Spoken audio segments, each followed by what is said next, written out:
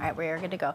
All right. Hi, everybody. Good evening. I think we're going to wait for Miss Dooley, who's been kind enough to help people get comfortable. Welcome. Thanks all for coming this evening. And then in just a minute, we'll get started. Go. You good? Okay. Just for all right. Oops. How does this work? All right. Hi. All right. Good evening. It is 5:30, and I'd like to call our Teaching, Learning, Equity, and Pupil Services Committee to order. At this time, may we please have a roll call for attendance? Yes, you may. Tia Johnson. Present. Greg Snyder. Present. Megan Miller. Present. The roll reflects that all members are present. Thank you very much. All right. At this time, would anybody like to make a motion to approve the agenda? So moved. Second. All right. We have a motion and a second. Is there any discussion? Hearing none. All of those in favor of approving our agenda, please say aye. Aye. Aye. Aye. All right. Motion passes unanimously. That takes us to item 1D, the approval of the minutes. Is there a motion to approve the minutes from our February 20th Teaching, Learning, Equity, and Pupil Services Committee meeting? So moved.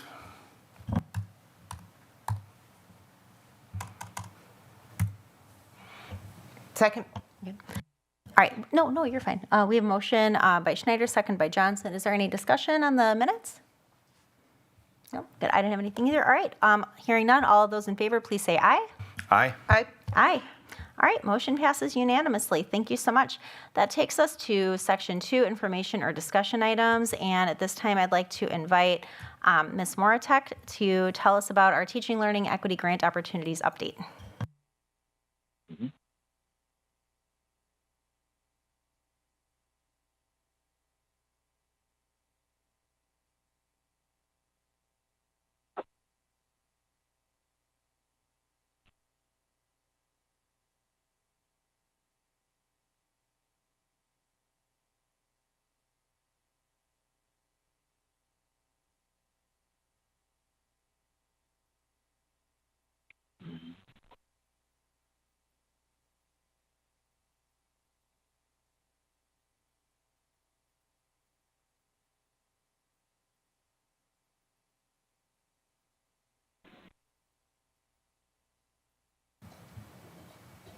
Take your time. It's cool.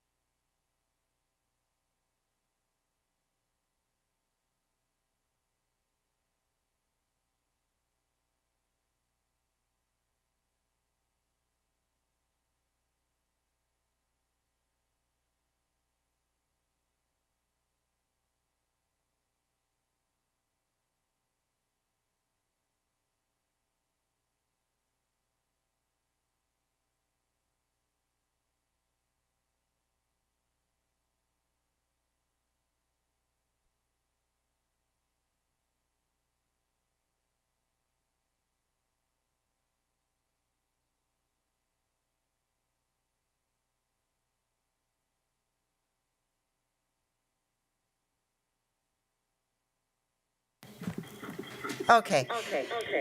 Whoop.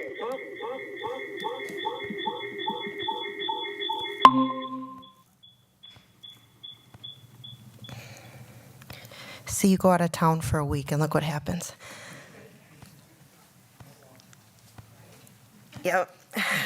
Okay, so thank you for this evening. I'm Teresa Moratek, the Executive Director of Teaching, Learning, and Equity, and I have some of the directors from the department in the room as well, and Meredith, our coordinator of STEAM, because we collectively do a lot of this work together. Obviously, I am the Executive Director, but have a capacity of a lot of really great team members, so they're here. And tonight we wanted to give an update on some of the grant work that we're doing. These grants are in two buckets for you. Part one really focuses on the learning opportunities that we're providing for students. And then part two is the instructional practices piece. Of course, our students always benefit from high quality instruction, but I wanted to separate it out into those two buckets so you could kind of see some of the work we've been doing in that way.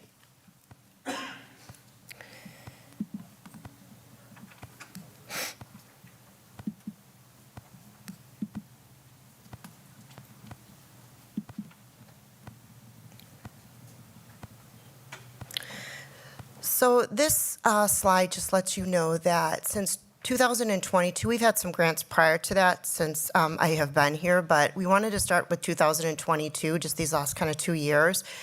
The Teaching, Learning, and Equity Department, along with our schools, has brought in $2.9 million in awarded competitive grants. So these are not grants that are automatics, which is what the note leans into down below, where AGR or title funds or ESSER funds.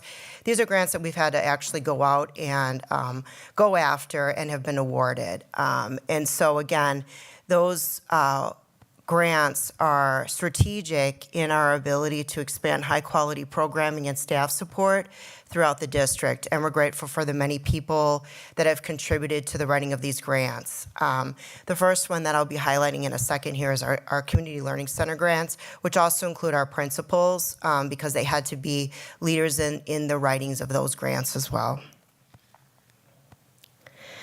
So again, part one focuses on grant alignment with our strategic plan, that first bucket, whole child equity and engagement. One of our grants is our community learning centers, and those are at Todd, Fruzen, and Aldridge. Originally, that third one was at McNeil, and we were able to work with the Department of Public Instruction to transfer that grant to Aldridge. During our reconfiguration, if some of us remember that whole conversation, because there was a concern about that. So we were able to work with the Department of Public Instruction to reserve those and move it over to Aldridge. That's a 5-year grant. Currently, we're in year 2. So those, over the course of those 5 years in those 3 sites, it'll be a collection of $1.9 million. And those are enriching opportunities to prioritize student engagement. They do have an academic component also. And then the staff members that it funds a coordinator position, a CLC coordinator position for after-school care, works with us. We meet bi-weekly with our grants coordinator with them, because those grants are managed through enrollment and attendance. So meeting with them frequently, and then we also have surveyed students to see what their interest levels were to kind of bring them into the camps. So very grateful for the principals and the coordinators and Brooke Walker as we're managing that grant over these next 5 years. Because it does allow after-school opportunities for our families that need that for our kids. The next grant, if you recall, was our ESSER 3 summer school grant. This was not the automatic ESSER funds that came from the federal government and through the state. This was that channeled, but this was some of the funding that the state said you need to write a grant for. We were very fortunate that they had a rubric when we applied for that grant for what they considered a high-quality summer school program. So we already had the bones to a lot of that, so it made the writing of the grant a lot easier, because if you remembered 3 years ago when we designed the A path and the W path coming out of COVID, those things that we designed back then really met a lot of the requirements for this grant. The other thing that this grant pressed upon was the spirit of building partnerships and enrichment. So tonight I also have the summer school programming for approval, which comes, so I'll talk a little more about that then. But I just wanted to let you know, last year, that was a $780,000 grant. So last year we claimed $275,000 of that grant. So we did a good job in funding and thinking about how to restructure our summer school. I think the big learning there was in previous years we were spread out across too many sites. And so, like most things, as you know, as board members, enrollment drives a lot of things. And so looking at the student enrollment for summer school versus the staffing model, last year we really kind of cinched our belts and we were at 2 sites. With this funding this year, we have $500,000. So again, this after this presentation, I'll tell a little more about where we're going with that for the remainder of those funds. But it's great. This was a 2-year grant. And it allowed us to really expand some of our partnerships that I hope that we can carry through beyond the life of this grant. Another one was, let's see, I got Jeff Stenrus here. He helped to really initiate and write this grant. Thank you, Jeff Stenroos. This was a grant that, in promotion of CTE education, was put to the state of Wisconsin, and then the state DPI wrote the grant, but we had to apply to be participants if they were to get it. So we had to almost like get in early and on time, which is what Jeff, working with the high school, was able to do. Another real fortunate thing is already our partnership with Fort NGL has given us a lot of strong bones so that when we wrote this grant, it made it a lot easier. And speaking with Jeff today, some of the highlights of this grant is the ability for us to really carve out some of those outcomes and measurable outcomes and to identify some of those gaps where there's areas of growth. So we're excited about that because it both complements what we already have going on, but it gives us an opportunity for growing to make it even better program at the high school for our academies model. This is a 3-year grant at right now. So it's $45,000, but there's the option to, or opportunity possibly for years 4 and 5. So after we get through these 3 years with this grant, we're more than likely to be contenders to also receive an additional $45,000 for year 4 and then year 5. Not included in the total here yet because that's down the road. So then that second bucket is thinking about how we are investing in staff and building capacity of our staff in alignment to what we are doing for high-quality instructional practices. And Meredith is here, our coordinator of STEAM, just in case there's any questions that can be answered her way. We'll call her up here. This first one is Wise Learn. Wise Learn is like a big collaborative workings of DPI, and you can contribute. It's almost like a library and contribute lessons and things like that, and where educators can go. And we were awarded this grant over the next 2 years to really develop our science implementation and development. And so this will pay for PLC documents and sample agendas that will go into the state's Wise Learn database. And science resources. So thanks a lot to our science department for getting on board and for our director and coordinator for thinking about how we can really build out our science programming and then also become part of state archives. This next one is a $4,000 grant, and this is through the Wisconsin Math Education Foundation.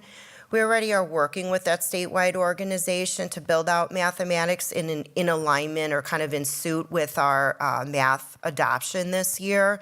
And what I really like about this one is as we're going through and implementing our math series, you'll sometimes find areas where teachers need to build their content knowledge or toolboxes. For example, let's say you're teaching fractions.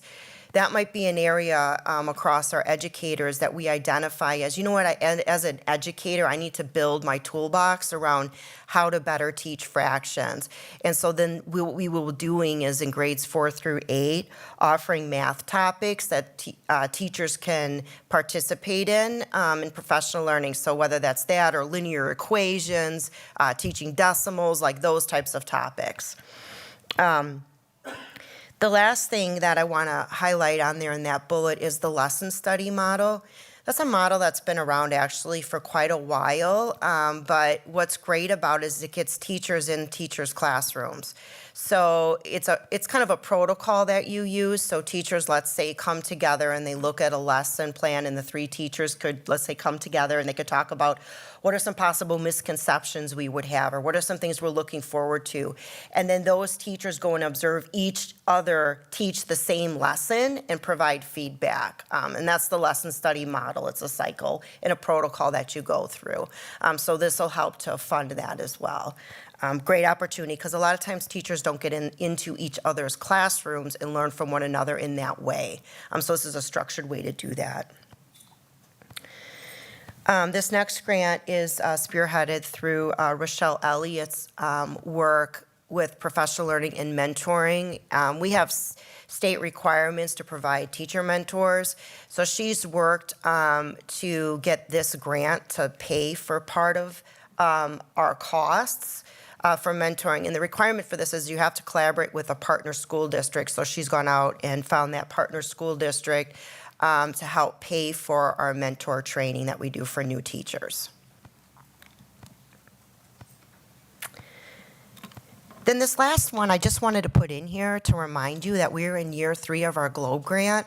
This is a grant that has been a partnership through the School District of Beloit, Welty, the UW system, and Beloit College. As our students are becoming citizen scientists, they take multiple trips throughout the year out to Welty, and then they contribute to a large database that's actually used through NASA.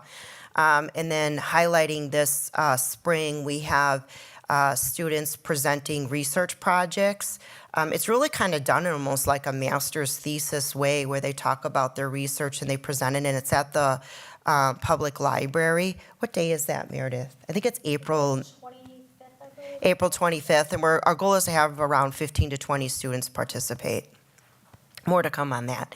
So I just wanted to include that one because that one has been a really big collaboration and partnership that we were very fortunate to be a part of that leaned into the environmental sciences. Any questions for grants? Do you want to go through, or no, I guess that is the whole presentation, right? Because that was both parts. Any questions, comments, or feedback? Thank you so much for putting all that information together. Sure. Go ahead. Yeah, I have some questions. So on slide 4, are those the only 3 schools in the district with the CLC program? Yes, that is correct. They have to apply, and you have to have a team, and then we work for them, and then we get them. And we're very fortunate to have 3 awarded because they're across the state. But I'm always encouraging, and if it comes up again, I'll encourage some other schools to get on board for sure. Okay. And then slide 9, it says that transportation is not available in the middle of the day. Why is that if the summer school is only half a day? Oh, I think what I meant to put on there was that the summer school one. Let's see here. Here it is. Yes. Is this the one that you meant? Slide 9.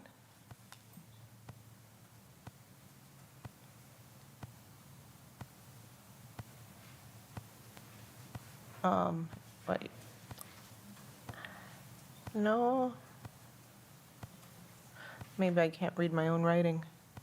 That's okay. If it was about summer school and it's midday, the reason the transportation piece is in there is because what we did is we pay for transportation for families that need an afternoon site. So we pay for them to go to Merrill Community Center or Boys and Girls Club. And so if that was what you were asking about, that's what that is. So we include, so let's say you go to our summer camp and we have transportation for the stop. We will also then in the afternoon, we had to have an additional stop and bus to pay for. We'll take our kids to either Merrill Community Center or Boys and Girls Club if their parents need a place in the afternoon. Okay, thank you. Yes. Did you have anything else, Board Member Johnson? Nope. All right, perfect. Thank you so much, Board Member Schneider. I want to say congratulations to everybody who's worked hard on these grants. I mean, that extra, 2.9 million really can add a lot of benefit to the district during the years of the grant and for all the years after that. So I greatly appreciate everybody's hard work into securing these grants for the benefit of the school district. Thank you. I really appreciate that. And I can tell you, sometimes you're in the spirit of writing the grant, and then you get the grant, you go, oh boy, now we have to implement the grant, right? And so it's not just the work of writing the grant, but it's the work that many of the folks in this room do to carry out the grant, because there's accountability and claims and things that have to be made, right? You have to do what you say you're going to do in the grant. And so I appreciate that, Greg, very much, because it is a thanks to the team of people that it takes to implement these grants. Thank you. Thank you so much. I want to ditto that. Grant writing is a feat in and of itself, and absolutely sustaining and implementing is important. Also, writing it is a tremendous lift. So thanks to everybody for taking the time out of their already heavy loads to provide these extra opportunities to our students. I wanted to highlight, I missed the piece, so the collaboration with the partner school district, that's already established? I'm just curious which school district. Yeah, Rochelle, what school district are we with this year? Awesome. Okay, so Barneveld, that's awesome to know. And then I just wanted to lift up too with the math education, like there's a big shift I know right now between just like teaching computation versus teaching computational thinking. And I just want to to celebrate and appreciate, because I think a lot of teachers, sometimes you can feel a little like out of, it puts us as teachers into an uncomfortable space when we have to think differently about how we teach. And I just really think that it's a really nice gesture to our staff. And as a teacher, I appreciate it when my district provides me with additional resources and supports to do something differently. So I really appreciate not only the focus on our students, but just the support for our staff that's gone into this. So thank you. Thank you. And when you understand kind of the teacher speak of all of that, that is actually really critical with our implementation, because our former program that we had, which is poorly rated by Ed Reports, unfortunately, was very abstract in algorithm and computation and heavy on that, right? And so this new program leans in on moving from conceptual to concrete to abstract, which is the learning process that takes place when you're learning the pedagogy of mathematics. But as a teacher, if you've only taught from materials that start and end with the algorithm, you don't necessarily understand the pedagogical nuances that are required to implement this type of program. So kudos to the staff that are taking this under, because as a teacher, there's growing that you're also doing at the same time that you're implementing those materials to really just understand why the materials are organized the way that they are. It's also why they're a cyclical program, right? So the first time you teach it won't be the last time you teach it. We're going to circle back and circle back and circle back, moving through mastery that way versus, you learned this in September and we're never to touch it again, right? Which is the way antiquated mathematics was taught in the past. So I appreciate that as well.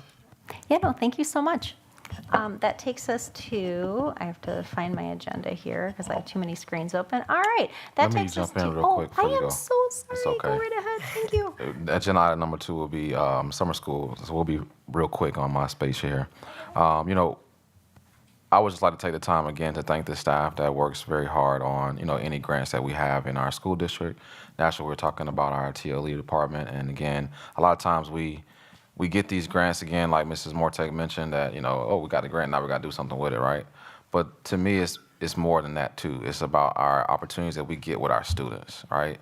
To extend learning in our school district, or to infuse learning more into our school district as well. Those things are very important to a school district. And when you have, grants, whether it's $300 or whether it's $4,000 or whether it's $1.9 million, those are monies that, again, support student outcomes. And as a school district, that is our responsibility to improve student outcomes. And these grants, all of them, help move us in that direction. And so the one, of course, I love all of them, but the one that when we were talking about these grants, the one at the bottom there, Department of TLE NSF Welcome Globe grant, that was for $348,000. That one just brings a smile to my face because there's many partners that we're working with, whether it be the UW, School District Beloit Welty, and Beloit College. And so specific grants also brings us together. And that's a major theme as well that's oftentimes missed in grants, because a lot of times people think we're going out, we're getting the money, and it's just going to impact us. Here's a specific grant that impact more than just us and our partnerships. And so, again, thank you to the team who helped Mrs. Mortek put this together, but as well as helping us move student outcomes forward. Thank you so much, Dr. Garrison. I'm really glad that you shared that. That does take us then to action items. So 3A is Summer School 2024. Go ahead, Ms. Moratek.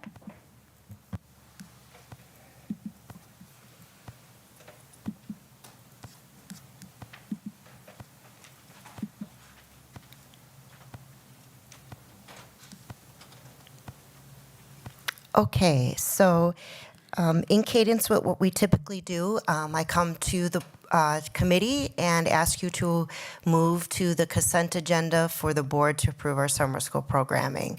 The good news with this year is, as mentioned just a minute ago, we are in year 2 of our grant. So this grant was written to describe our summer school programming, which was a board approved last year and grant approved, and so we're in year 2. As usual, we really lean in on these 3 buckets: support, enrichment, credit recovery, and opportunity bridges is what we coined that a few years back. So the vision of the school district of Beloit aims to provide high-quality learning and enrichment opportunities that supports the whole child through academics, which is what we call our A path, reading and math opportunities, and then wellness and enrichment, which is what we call our WE path. So these are our goals for summer school.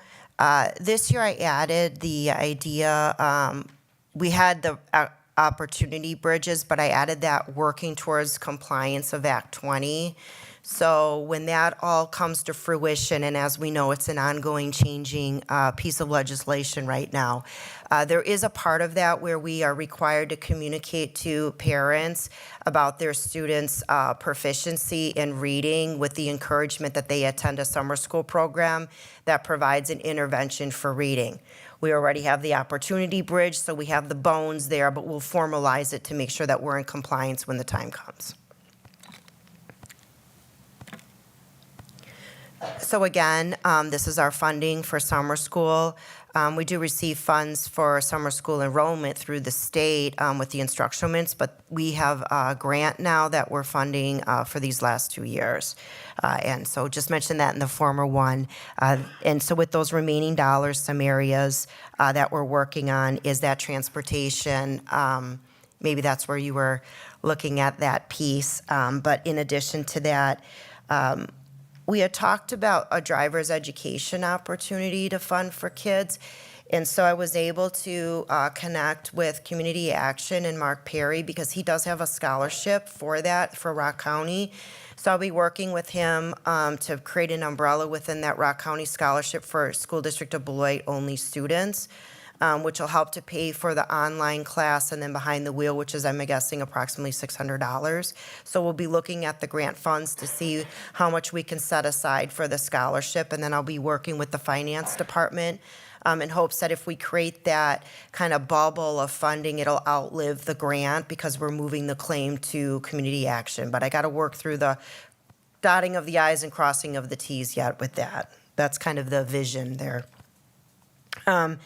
So this year we are at 3 sites. Last year we were down to 2, but with that, some of that additional funding that we have, yeah, and I'm happy that we get to have it at Todd and Converse, one on each side, and then we have some projects going on at the high school building, so we'll be at Cunningham, which is our other high school site, and our 6 to 8 students will be on kind of one floor, and then our high school students on the second floor. And the principals that have signed up to do that are excited actually to be in kind of that space and that opportunity, so I'm looking forward to it. As aforementioned, our equitable opportunity bridges are those places where we recognize that students needed equitable support.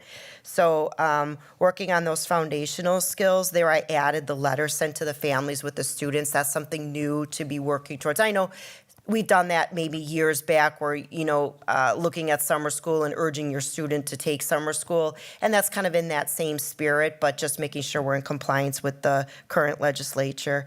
And then reading fluency we'll be working with. Math interventions, we did that last year and it was really well received because it was gamified. We had an intervention. Is it Ready, Set, Go Math, Mary? Ready, Set, Math. There we go. I'm glad you're here. And so the interventionist teachers loved it and the kids loved it. We had good feedback on that. So we'll continue. And then we always offer that graduation ceremony for our striving graduates, and then they get to graduate with their class in that year. So similar times and options and lunch and buses and all that kind of stuff is a rinse and repeat from last summer. In addition, offering that transportation to go to our afternoon partners, Merrill Community Center and Boys and Girls Club. Middle school times are here for everyone. And we'll put this out just like we did last year with the brochure for parents to see. Sometimes if like a holiday falls on a Monday or a Friday, we don't run the programming like with always run into like July 4th and those types of things. Some additional logistics. There's our target date is April 29th for registration. I know that's always an interest. So all that'll be posted and online registration. The goal right now is that date. We have some new staff transitioning in, so we'll do our best to meet that due date. And again, those extended childcare opportunities, dates and times for the high school, that's at the Cunningham building. Then Opportunity Bridge is how we built out that Algebra 1 course a couple summers ago, so we'll continue to do that. We did that with Kelly Gorud and Ken Davis to build that out and recognizing students that needed extra support in passing algebra. That's a gateway course oftentimes for other things, as you may or may not know, so super important to get as many students passing algebra as possible. Materials and resources. We have our Lit Camp materials that we purchased a few years back, and so we'll continue to expand that out. There are some things that we're looking at, like the Haggerty toolkits for Act 20, and that's just an explicit instruction that can support students when they're falling behind. It's explicitly for phonological awareness, phonemic awareness, and phonics. So if that's where the gap is identified, that's a nice short, it's like 100 sequence lessons and it's scripted, so it's a nice kind of intervention piece for students. It's actually also what we use with our high school. We have internships, 2 or 3 of them will be available to be reading tutors. Over at our afternoon site. So anyone that goes to Merrill or goes to Boys and Girls Club, that's a school district of Beloit, student can receive reading tutoring with some of our aspiring educators that are in the pathways over at the high school. We train them on the Haggerty toolkits, and then that's what they use with our kids at those sites in the afternoon. Kind of a cool full circle one. When that came about, I just kind of fell in love with that. Then some other things, ideas to grow into with additional funding. We're offering band and orchestra lessons this year. We did that also last year, so we had some people from the department climb on board with that idea. So we'll be looking at them. I had some interest right now, but I, of course, have to round that out with them and meet with them a few more times before summer school starts. But that's great because it's kids that can't afford private lessons can attend our summer school and get pull-out lessons during the day at summer school, which was great. And I was really happy our department here at the School District of Beloit was willing to come in and do that. We had that fire department safety course up at the fire department. We'll have a teacher that goes up there for our kids. The UW Foodwise is once a week. It's kind of teaching healthy food choices to our middle school students. Welty Environmental Center, this will be fun this year. They did come last year, but we met with them and they're going to expand some of their opportunities with us. So once a week, they'll be working with a different grade level, going K through 5 with a different theme. And then they're going to do a 3-week course in our middle school environmental education, which they didn't do last year, so they're willing to do that with us this year. So that's an expansion in that partnership, which I'm really excited about. And then the biking and bicycle repair and state line spinners will be working with us. That driver's ed course I talked about, moving the scholarships through our partnership with Community Action. The internships for our high school students to allow them to be reading tutors at those afternoon sites. Beloit Public Library with the Book Quest class. PBS Kids Extension, that's at the Merrill Community Center for the kids in the afternoon. Those transportation to those places. We have Community Learning Center is at Todd, and then it'll also be at the 6 to 12 site, Cunningham, because of Aldridge and Fruzen having that funding. They can opt to do their summer funding also there. And then Even Start will be at Cunningham, as you know, in their new site, and that was written into the grant. So with reconfiguration last year, there was a lot of moving and shaking around. So this year we can revisit that and offer Even Start programming over the summer as well. Thank you. Wow, thank you so much. I'm just going to turn it over to my colleagues on the committee. Any questions, comments? Board Member Johnson, did you have anything? The driver's ed, it's, looks like it's funded for 20-plus students. Yes. How do you determine if you have 50 students interested, how do you determine who gets? That's a really great question, and I talked to some different people about that, and what we were looking at was criteria. And so, for example, age. So you can't get in early at 15, that type of stuff. And then we were also looking at if they're like in a Title I school. Most of our schools are Title. So just kind of thinking about socioeconomic status and age. We'll have to see how it goes. Maybe it's first come, first serve will also be part of that if they sign up for it. I need to work some of that out, but I appreciate it. Do you have any suggestions for that? No. No. I know. My son got his driver's license during COVID, so he didn't even have to take a test. So there's a reason why we're scared on the roads these days. I'm in no position to judge, so good.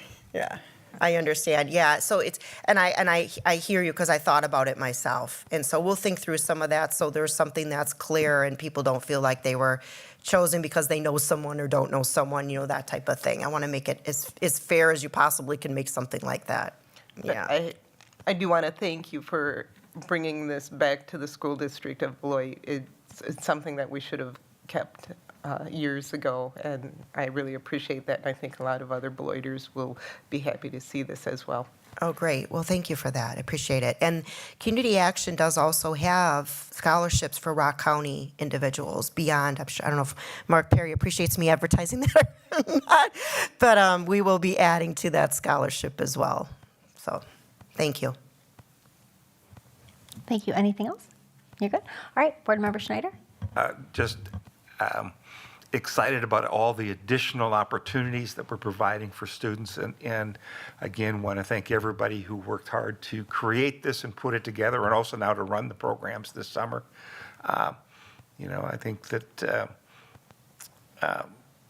we have a lot more to offer than anybody has ever thought we've had.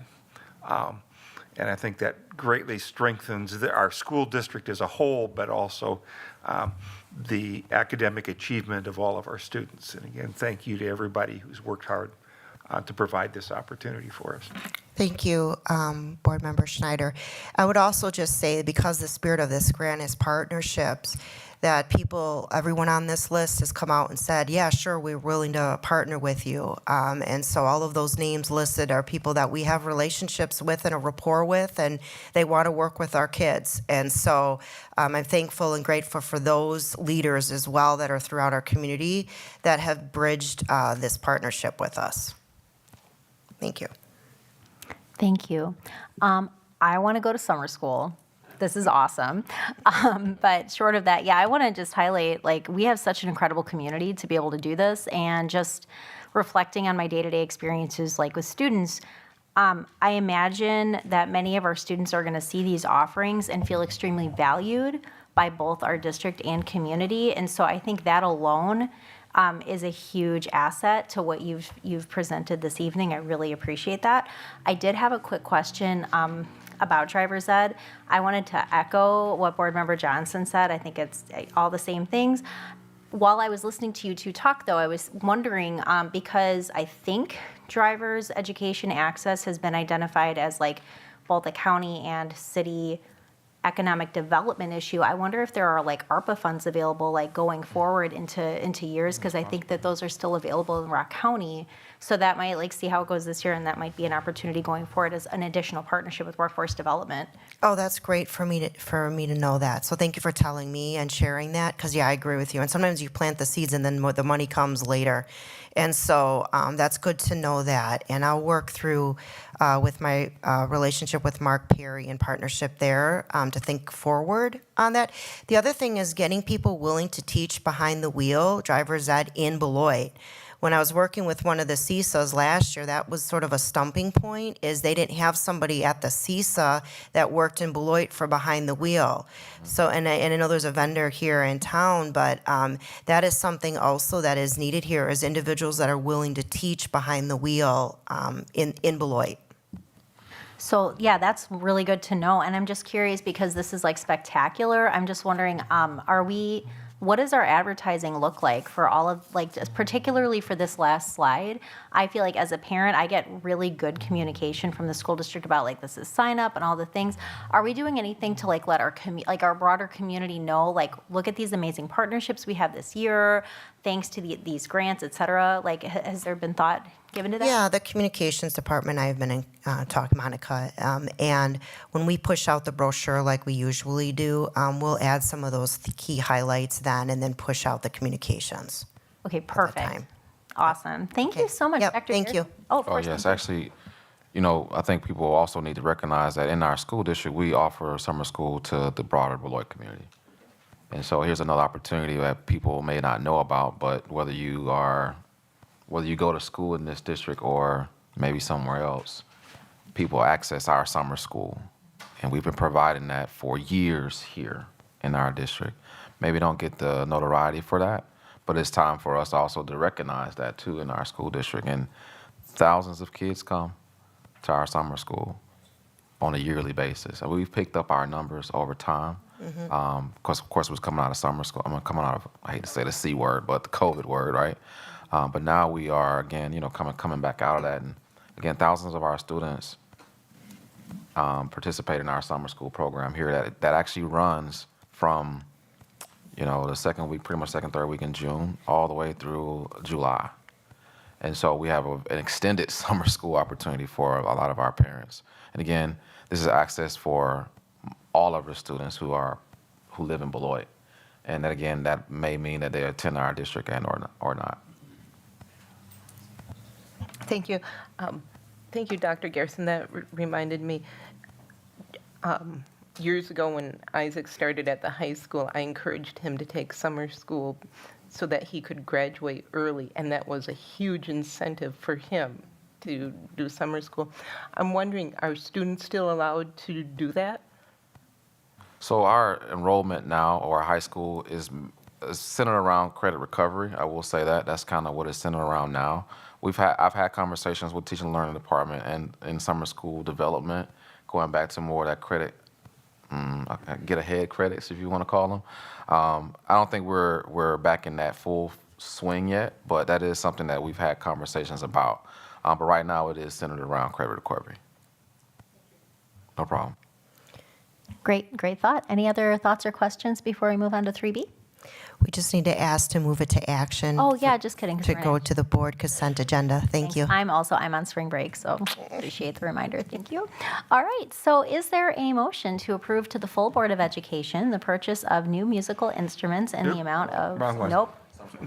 Aren't we on summer school? Oh.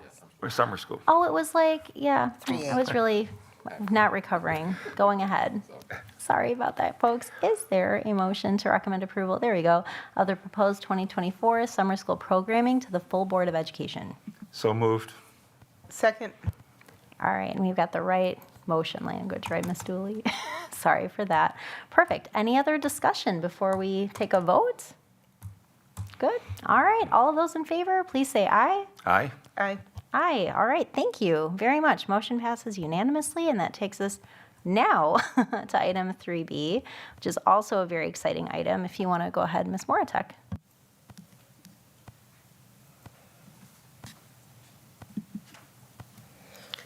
Okay, so I want to say that I appreciate the collaboration with the music department and our director and coordinator of STEAM and working with the department to come up with this idea, and we also collaborated with the finance department. So in thinking about a couple of things, our band inventory, honoring kind of a point of pride in our district is the success of our band and orchestra and choir groups. And then also thinking about that tail end of ESSER funds and some of those wise decisions that we can make is kind of that's what this is coalesce of all of those ideas. And so the rationale for this request today is to ask for you to approve the funding that's listed on the agenda. It's over $100,000, which is why we're here. is to think about a one-time purchase of band instruments versus the leasing of instruments over time. And so, again, the band teachers and the Department of Teaching and Learning have been working together to have our instruments evaluated, inventoried, and repaired as needed. This is really an undertaking.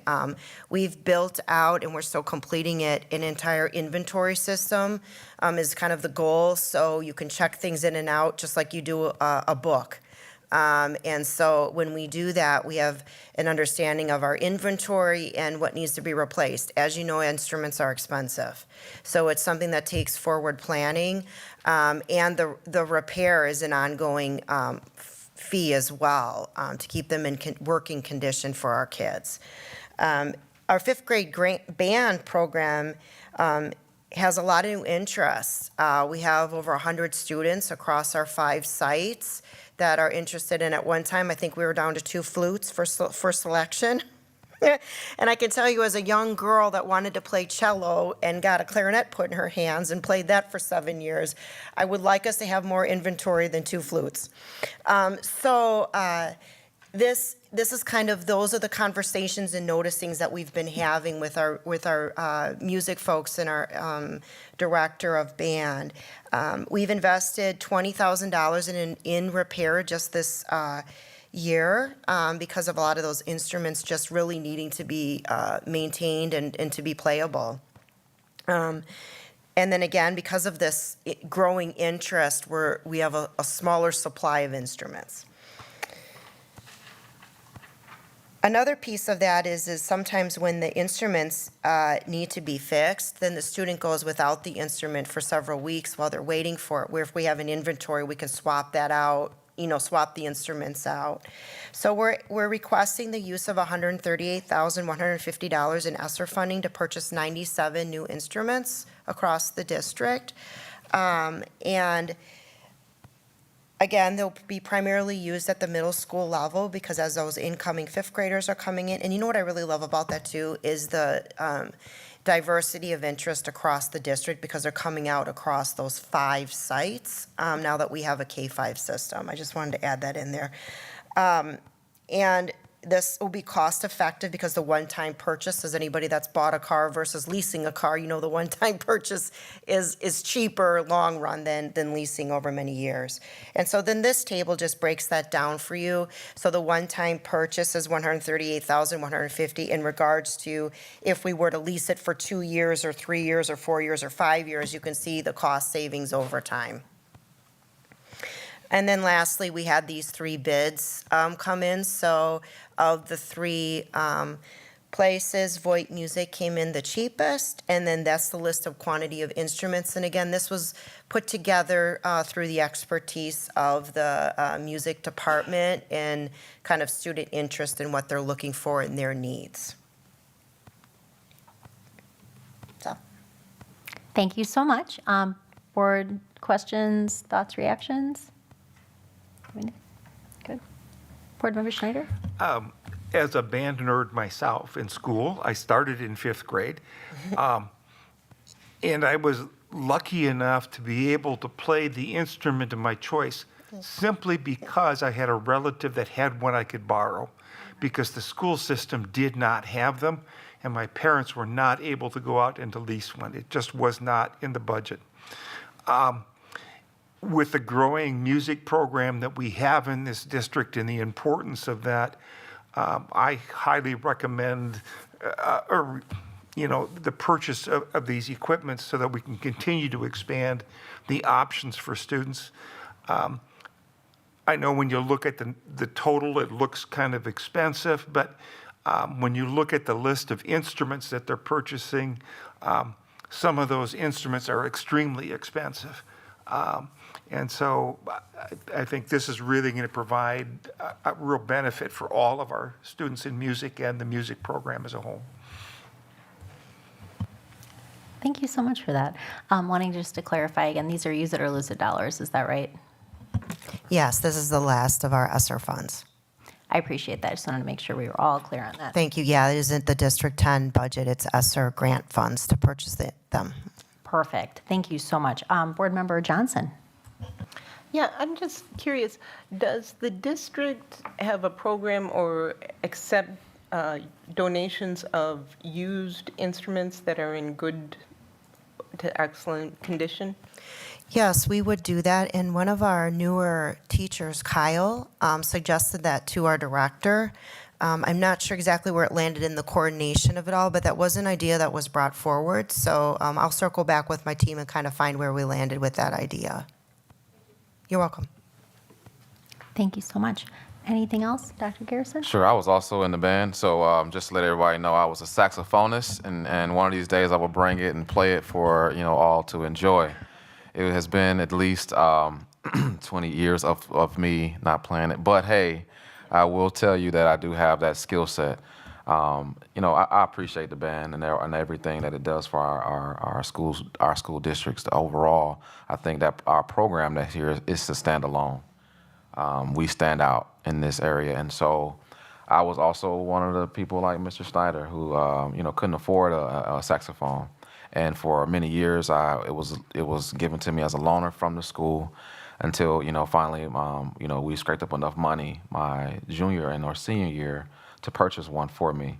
But this was when I started playing. From when I started playing back in the 5th and 6th grade, it took us almost 7 or 8 years to, afford a saxophone, and it was used. And so I just, want to put that thought out there too, that this is something that I think all of our students could benefit from at some point when they're trying to, figure out what instrument they want to play. I think it's a great opportunity for us to kind of look at this differently. I've also been a part of certain conversations where the buying of instruments is always a little bit better in cost, period. The leasing and the fixing and the sendbacks, it gets expensive very fast. And when you look at it that way, you could be spending in a school district hundreds of thousands of dollars over time when you can just own them and repair them as needed. And so just food for thought, and I think this is a great idea for us. When it was brought to me, of course, we're using our ESSER funds for it. It was a no-brainer for me to, of course, move this to the board for consideration. And again, I thank you for your consideration in this matter. Thank you so much. I'm so warmed by everybody's stories because I brought home a snare drum in 5th grade. My parents said, send that right back. But they did let me play classical guitar in 9th grade, so that shook out, which I also borrowed from the school. So props to this. Any other discussion before we move forward? Good. Okay, I'm going to try this again. Would anybody like to move to approve to the full Board of Education the purchase of new musical instruments in the amount of $138,150 using ESSER 3 funding? So moved. Second. Okay, we have a motion by Johnson, second by Schneider. Any further discussion? Hearing none, all those in favor, please say aye. Aye. Aye. Aye. All right, motion passes unanimously, which takes us then, thank you so much for all of this evening. What an exciting meeting. That takes us to 4A. Our next meeting date will be Tuesday, April 16th at 5:30. And if there's nothing else for discussion, is there a motion to adjourn? So moved. Second. Okay, thank you so much. Moved by Johnson, second by Schneider. Thanks again to all of our administrators and all of the staff that have brought all these things forward and possible for us this evening. All in favor of adjourning at 6:23, please say aye. Aye. Aye. Aye. All right, thank you so much.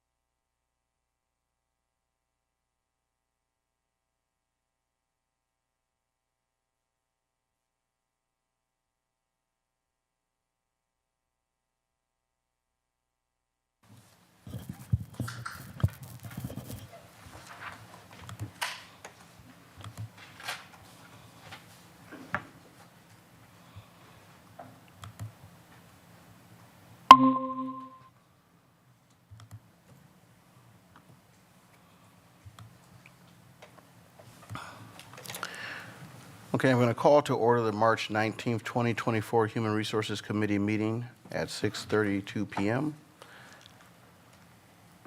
Mrs. Dooley, could I have a roll call, please? Yes, you may. Brian Anderson, Here? Amy Levy, Here. Tia Johnson, Here. Brian Nichols, Here. Megan Miller, Present? Greg Schneider, Present? and Sean Levy. Present. The roll reflects that all members are present. Is there a motion for the approval of the agenda? So moved? Second? It's been moved by Board Member Megan Miller, seconded by Board Member Greg Schneider. Is there any discussion? Hearing none, all those in favor signify by saying aye. Aye. Aye. Aye. Aye. Aye. Aye, and the motion passes unanimously. Is there a motion for the approval of the minutes? So moved. Is there a second? Second? It's been moved by Board Member Amy Levy, seconded by Board Member Greg Schneider. Is there any discussion? Hearing none, all those in favor of approval of the minutes signify by saying aye. Aye. Aye. Aye. Aye, the motion passes unanimously. We're now on to A.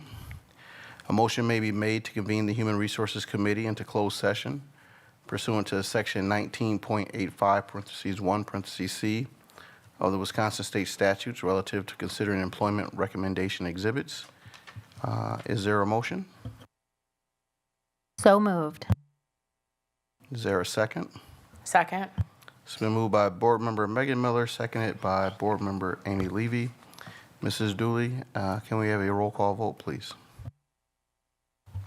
Yes, you may. Tia Johnson, Aye. Brian Nichols, Aye. Brian Anderson, Aye. Greg Schneider, Aye. Amy Levy, Aye. Megan Miller, Aye. and Sean Levy. Aye. The vote is unanimous.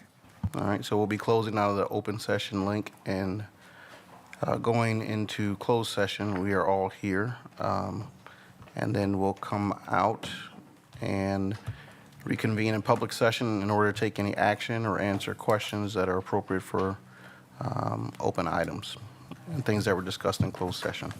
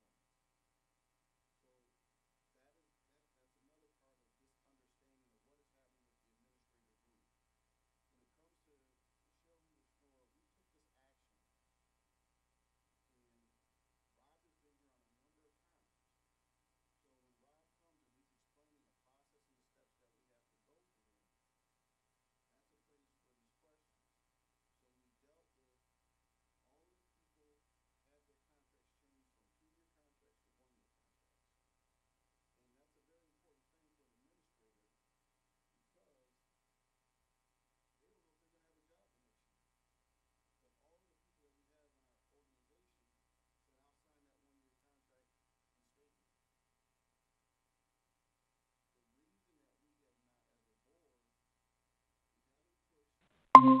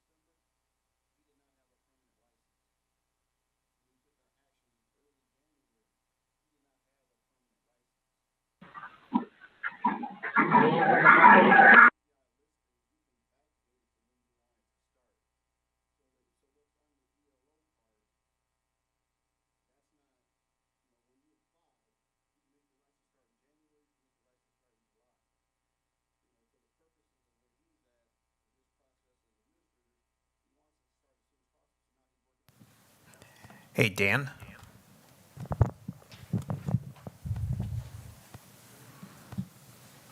Hi, Bob. Can you hear me okay? I can indeed. Do you want to try to present real quick just to do a little trial here? Make sure we're not going to encounter Sure. errors in a bit?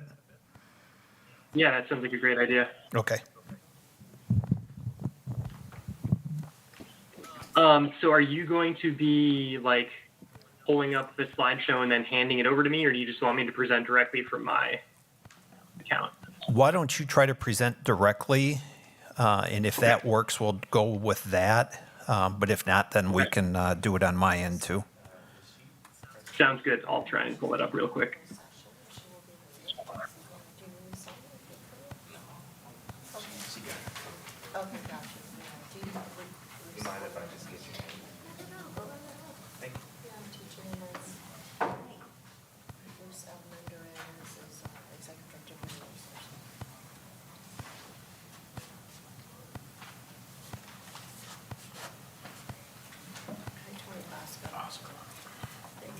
Hey, bud, how are you?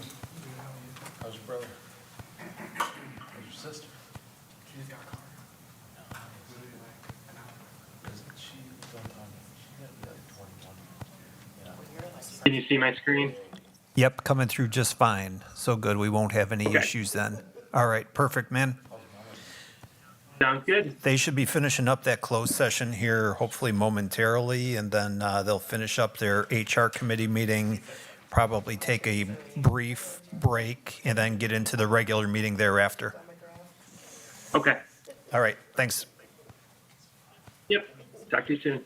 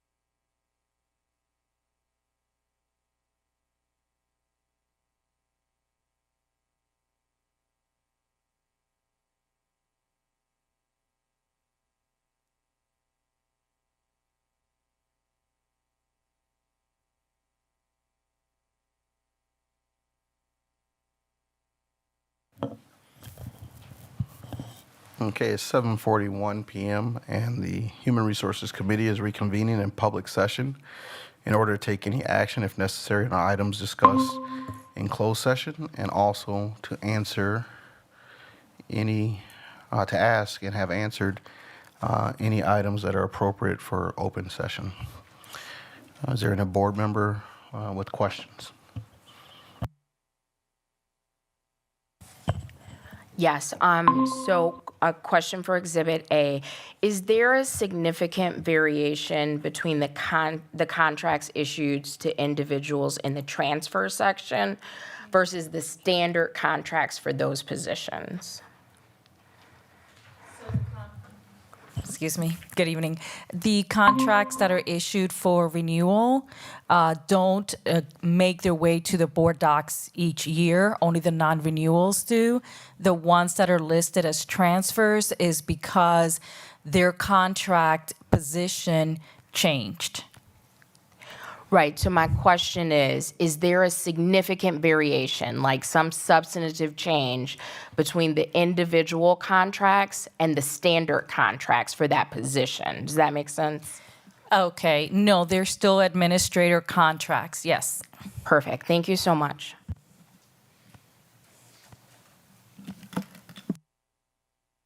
Any other Exhibit A questions? I have a question. How was the pay determined for the 2 assistant principals and the instructional coach? They're based on comparables with others in that respective position. So based on their years of administrator experience compared to other APs, the rationale was that this is what their pay would be. And same thing for the instructional coach. And that is using the compensation scale that the board adopted? Yes, sir.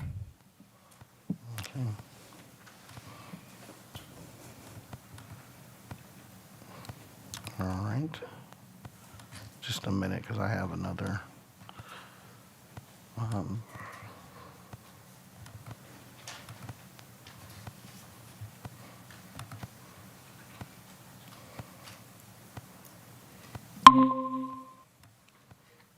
Okay. Any other questions about Exhibit A? All right, is there a motion? I move approval of the March 19th, 2024 employment recommendations, Exhibit A and B. Second? It's been moved by Board Member Greg Schneider, second by Board Member Amy Levy. Is there any discussion? Mrs. Dooley, could I have a roll call vote, please? Yes, you may. Tia Johnson. Aye. Brian Nichols. Aye. Brian Anderson. Aye. Megan Miller. Aye. Amy Levy. Aye. Greg Schneider. Aye. And Sean Levy. Aye. The vote was unanimous.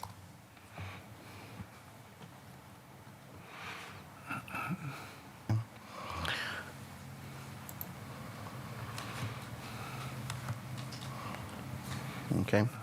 As it stands, our next meeting date is Tuesday, April 2nd, 2024, 6:30 PM, but I will say that is tentative because the district is on spring break at the time, and we're discussing how we might handle that meeting. But what we have listed is our next regular cadence would be Tuesday, April 2nd at 6:30 PM. Is there a motion for adjournment? So moved. All right, that's Brian Nichols with a motion for adjournment. Is there a second? Second? Second by Amy Levy. Is there any discussion? Hearing none, all those in favor signify by saying aye. Aye. Aye. Aye. Aye. Aye. Aye. Aye. The motion is unanimous. We are adjourned. We'll start our regular business meeting here at 7:50.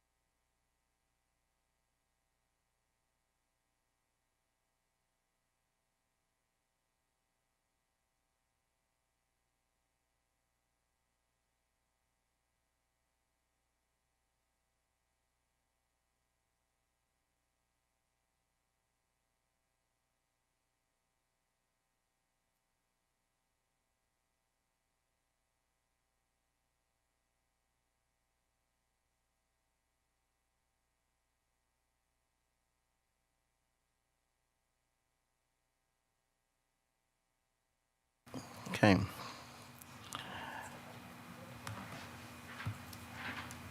We're going to call to order the March 19th, 2024 regular board meeting at 7:50 PM. Mrs. Dooley, let me read this first. The Board of Education would like to let our families and viewers know that our regular board meetings are being simultaneously interpreted, and you can watch the Spanish interpreted meeting through the link found at the board website under the Watch Meetings tab with tonight's date. In order to accommodate this interpretation, we will be monitoring the pace of our meeting to allow time for the interpretation, and I would like to remind our board members and others speaking to please speak one at a time. Thank you so much for your consideration and understanding. Mrs. Dooley, could I have a roll call, please? Yes, you may. Greg Schneider, Present. Amy Levy, Here. Megan Miller, Present? Brian Anderson, Here? Brian Nichols, Here. Tia Johnson, Here. and Sean Levy. Present. The roll reflects that all members are present. Lead us in our Pledge of Allegiance. And I said our audience join us. Point of order. Approval of the agenda? Oh, I jumped over that? Thank you. I'm moving fast. I'm sorry. Thank you, Board Member Schneider. All right. Is there a motion for the approval of the agenda? So moved. It's been moved by Board Member Miller. Is there a second? Second. Seconded by Board Member Brian Nichols. Is there any discussion? Hearing none, all those in favor signify by saying aye. Aye. Aye. Aye. Aye. Aye. Aye. Aye. Motion passes unanimously. Now we're on to 1D, Pledge of Allegiance. I'll lead us in our pledge. Pledge allegiance to the flag of the United States of America and to the republic for which it stands, one nation, under God, indivisible, with liberty and justice for all. All right. Now on to 2A, public comment. Ms. Dooley, do we have any public comment today? No, we don't. No email, no one present. There were no emails, and is there anyone present who intended to make public comment tonight? Okay, I don't believe that we do. okay. So move on to A, student board report. We don't have our student this evening. B, board president report. Make sure I'm in the right space as a board president. Not much of a report, but just to say thank you to our community partners that are stepping up to support the referendum that we did vote to go to for the needs of our district and our students. Many community organizations, I'm not going to start calling names because I'll forget names, but many community organizations have responded to the information that's been placed there for all community members to understand our needs. And Dr. Garrison, I'm sure, is going to let us know about that last opportunity at the board level, at the district level, to have an explanation of what our needs are and how we'll be moving. But thankful to our community and those that are supporting our young people. On to the superintendent. Yep, superintendent board report. Well, I will be very brief tonight. I just wanted to also piggyback on Board President Levy's report. As we continue to work through the many opportunities in our district, I would like to thank all of our partnerships in the school district. There are too many to name, but I couldn't be so proud of the partnerships we have established and the many leaders in the community who have reached out to us to work with us, which is very important. A lot of times we think we may be better doing things by ourselves, but we are much better together. If you'd like to see our partnerships, please visit our website. Our website is www.sdb.k12.wius. I won't bore you with all of the other acronyms behind that, but under this icon, you can actually look at our first space, which actually I want to do just very quick. Let me take over the screen so you all can see it. It won't take much. Do this right here, community partners. Here we go. So you may be able to see it real quick. If you go to our webpage, you will be able to, of course, use this domain here at the very top, www.sdb.k12.us. From there, you can, of course, click on our homepage. And then right under that, I'm sorry, you see community partners here. And then you go over to, I did this wrong, It's in the Family Center. Family Center, which is, Move it right there. there we go, sorry. Family Center, and then you go to the community partners, which is right here, naturally. And from there, you can actually scroll down to the bottom. You'll see some beautiful pictures that we take with our family partners, but community partners are right here. Businesses, civic organizations, of course, people in the city, naturally, health providers. I mean, we have tons of community partners who have came out to support us in many different ways. And I just want to take this time to at least acknowledge our community partnerships that you can actually, of course, see online. Another page that you can visit, which will be our referendum page. Naturally, this is where you look under our district, and you will jump right to the 2024 referendum page. And naturally, you will be able to see everything that we're doing as it pertains to, oh, you don't see that page. It may have frozen. Uh-oh. It is frozen. It's doing the little spinny things. Let me see if it'll do it now. Okay. That's okay. Well, I don't want to take up too much more of your time, but I wanted to make sure you all are aware of both our referendum pages and our community hub, where you can actually see what we're doing in reference to our referendum. Our students and staff are worth it, all in for SDB. And so that's our tag this year. Naturally, you'll be able to see everything under this page. Naturally, you go to our district 2024 referendum, and you will, any community partner can see this information. Each of these are updated. Naturally, once you click on them, they'll give you more information. We have videos, property tax information, podcasts, informational materials. I have questions. Of course, we also have the board resolutions, the community survey that we did from the very beginning. And so this page is like our landing space for our referendum. And if anyone had any questions, if you couldn't get them answered right away, this page allows you to kind of have that, fingertip response. I would like to thank everybody who has came out to a lot of our sessions that we've been having. Naturally, it's a gift of love and service when you see people come out at nighttime on a beautiful evening around 6 o'clock and share their space with us. And here our community referendum that we're having here. I think it's very important to note that we've had, again, many guests in these spaces. And I thank those people who came out, some of our community partners who have came out and to hear about our referendum, as well as to gather more information around what we are requesting. So our next real big space that we have will be actually here next week on Wednesday, starting at 6 o'clock. That'll be another community listening session. That'll be probably our last one big community session. We do have some other individual sessions that happen during the day in different spaces, but please note that next Wednesday will probably be our last big community session here in the school district. And I'd like to thank everybody who participated in that thus far. All right, are there any questions for Dr. Garrison?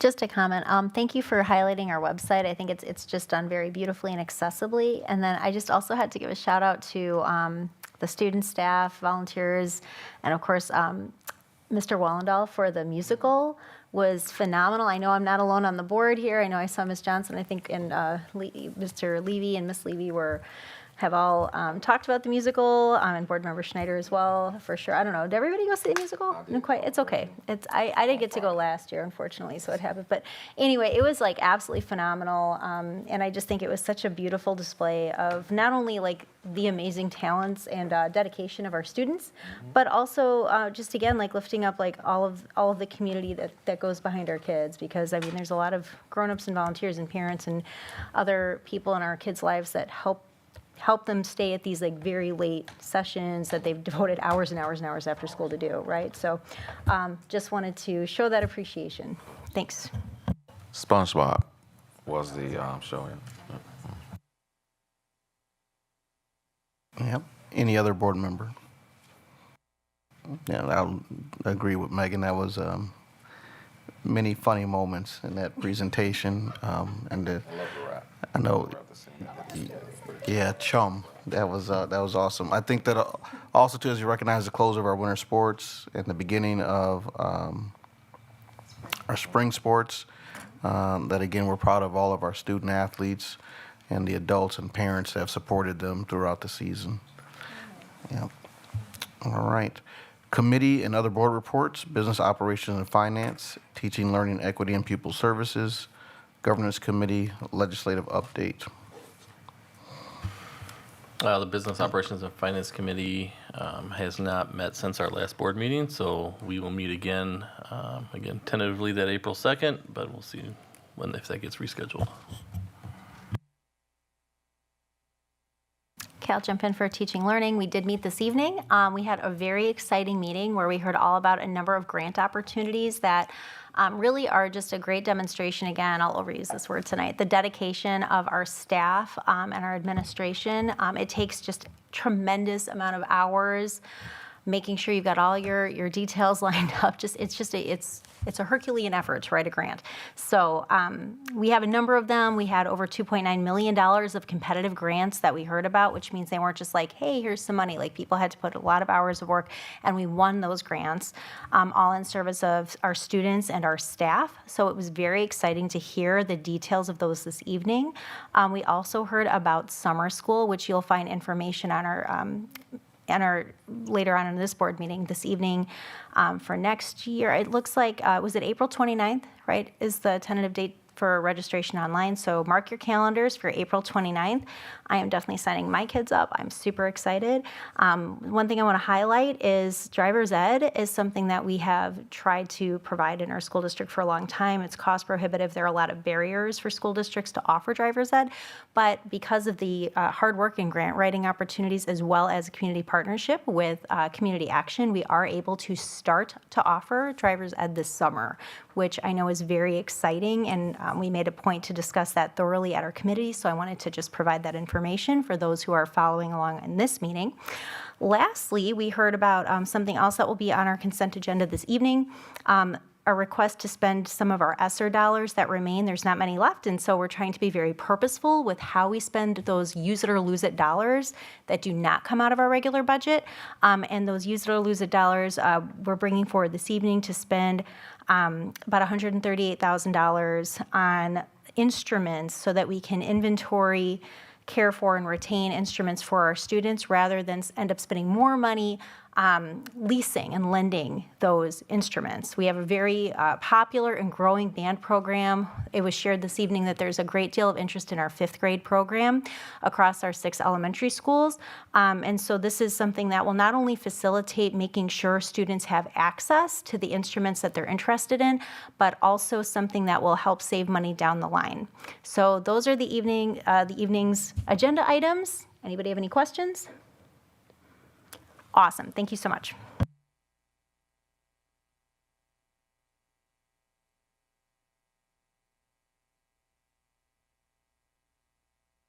So we did not meet in governance in this month. We did have special meeting for superintendent evaluation and handled some other issues like administrator contracts.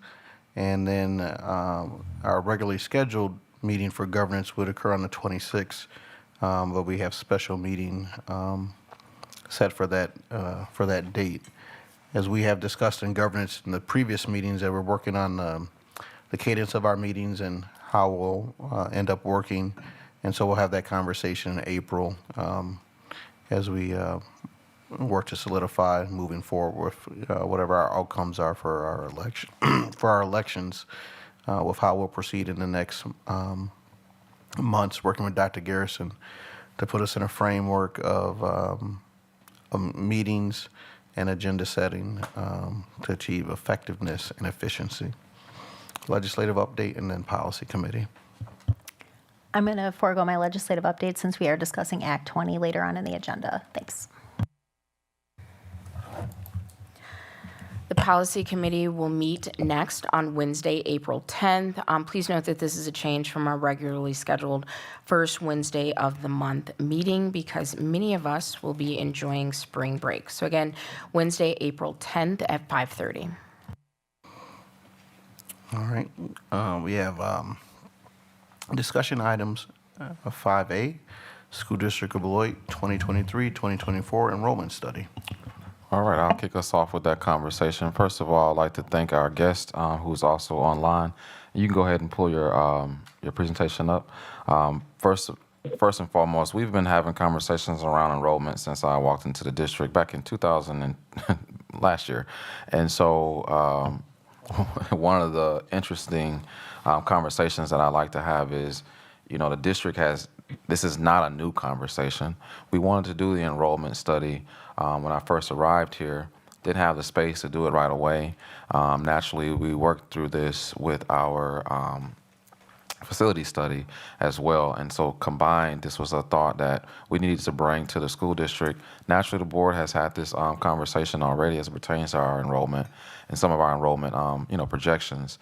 Again, I've always talked about we base a lot of the things that we need based off on our enrollment. There's a lot of different moving factors in this conversation.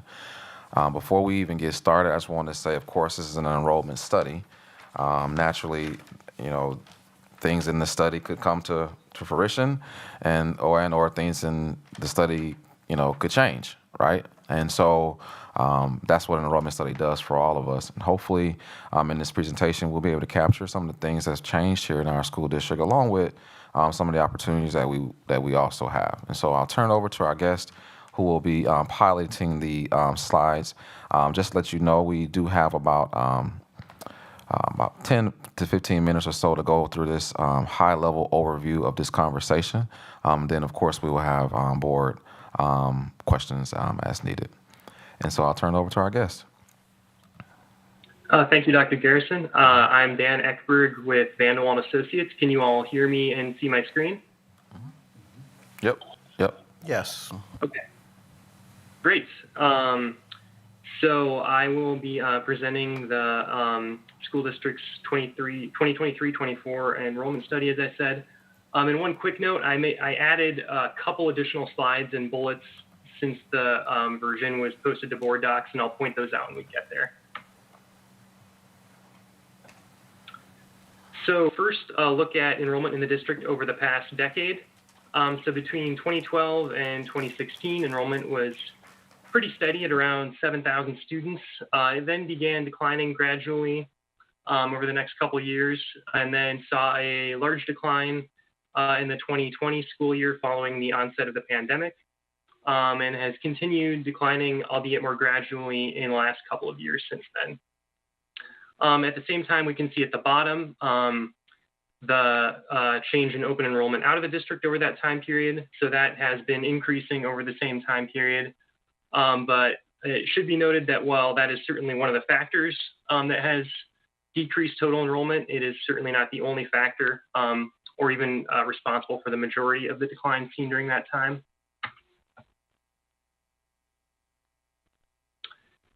So for some context, here is how the school district compares to some neighboring districts and other schools in terms of enrollment change over the past 10 years.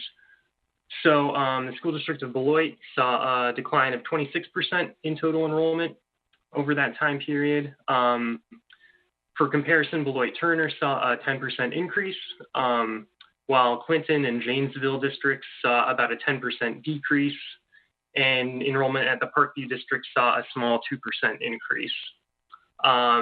In terms of area private or charter schools, the Lincoln Academy, which opened in 2021, had just over 500 students as of last year. Rock County Christian School actually saw a decline from 250 students in 2019 down to 130 as of last year. And Our Lady of Assumption Grade School enrollment has been pretty stable over this time frame.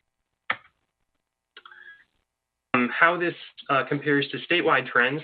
So statewide public school enrollment has also been declining at about 0.5% annually for the past decade, though not as rapidly as in the Beloit School District. In the 2020-21 school year, as in Beloit, the pandemic exacerbated this trend with enrollment declining at 3%. Since then, rates have moderated toward previous trends with 0.5% decline in 2021 and 0.8% decline last year. So why is enrollment declining? There are a number of factors.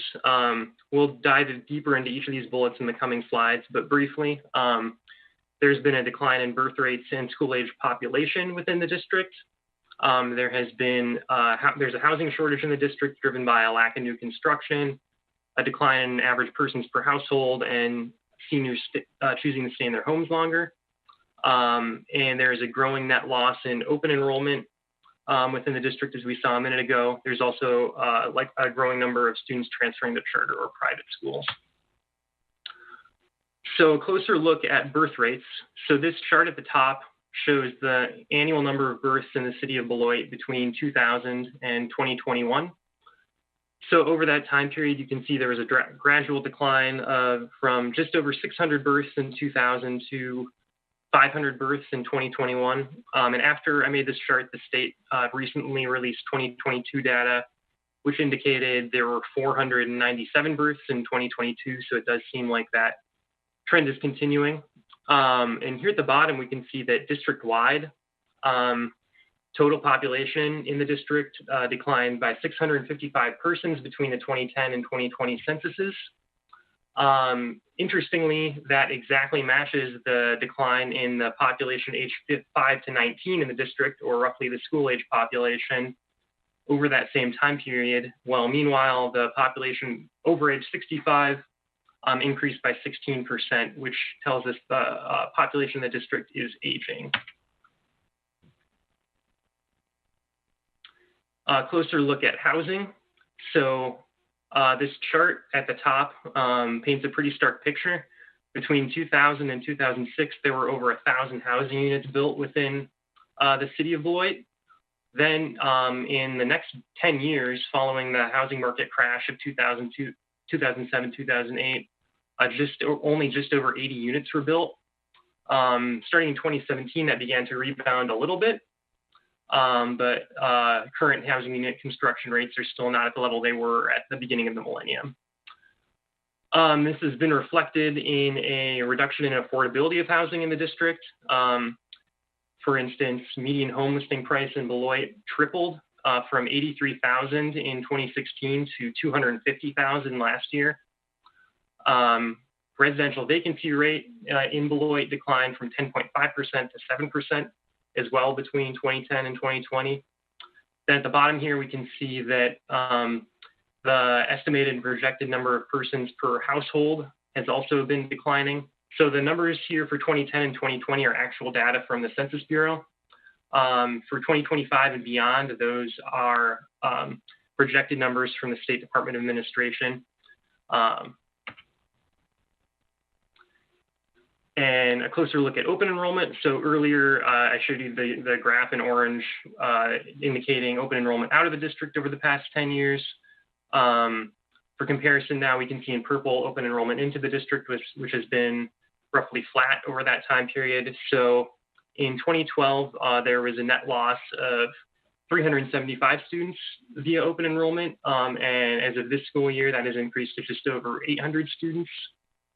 So that means there are about 425 additional students being lost to open enrollment to other public districts this year than there were 10 years ago, which accounts for about 25% of the additional loss in total enrollment seen over that time period.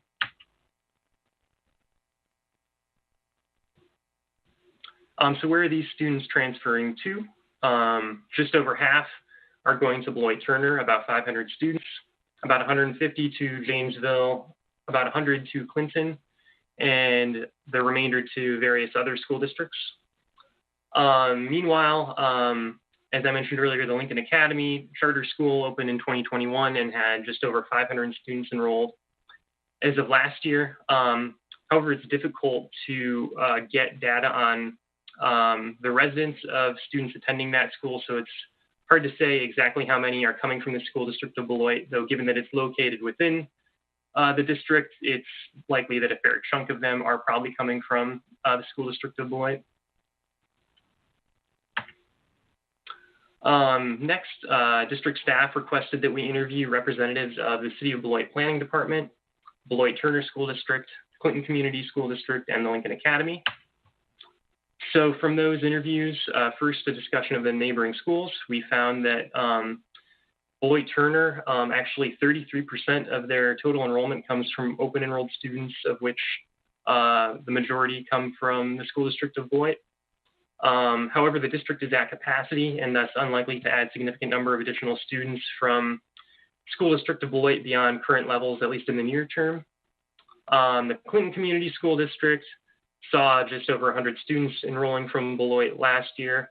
However, unlike Beloit Turner, they have capacity to absorb additional students. And again, as I mentioned, the Lincoln Academy had 524 students last year. They are expected to increase to about 700 students as of next school year when they begin offering all grade levels, though what that means is beyond next year, there's unlikely to be additional attrition of students to the Lincoln Academy from the school district of Beloit beyond whatever levels are currently seen, because they will likely be at capacity at that point. So discussion of the City of Beloit Planning Department interview. We found that they have a number of policies and plans that could potentially increase residential development and thus in turn increase student enrollment within the district. In particular, last year, a zoning code amendment to permit construction of smaller homes was approved that could increase infill housing. There's also a new TIF district and infrastructure in the Gateway area that could spur residential development on the east side. There are also additional TID funds planned to help low-income housing tax credit developers build more affordable housing, preserve existing affordable housing, a grant program, as well as a grant program to incentivize single-family home construction on vacant lots. Staff also pointed out several additional sites planned for residential development to us that we incorporated into our database of potential future development that I will discuss later on. And lastly, this is one of the things I added to the slideshow. It's worth mentioning that the city is also in the process of updating their comprehensive plan.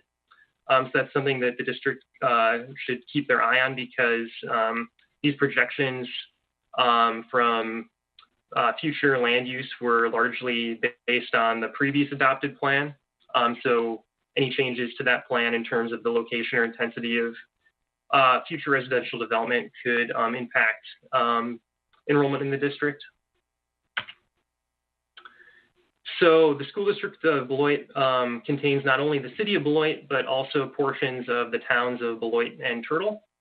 So we took a look at adopted land use plans for those communities as well, and found that in the town of Beloit, there are a few additional sites identified for potential residential growth within the district, and we added those to our planned housing database as well. And for the town of Turtle, there is no significant residential growth anticipated in the portions of the town within the district. So a closer look at the actual methodology of the projections. So for each of the projection scenarios, we projected enrollment in 5-year intervals through 2038. We did 2 primary scenarios. The first we called the trend scenario because it was based on the 2000 to 2022 rate of housing construction within the district and the rate of births in the district over that same time period, which, as we saw, are declining. The DOA scenario, which stands for Department of Administration, is based on the State Department of Administration's projections for both total population growth in the city and the projected decline in persons per household that we saw a couple slides ago.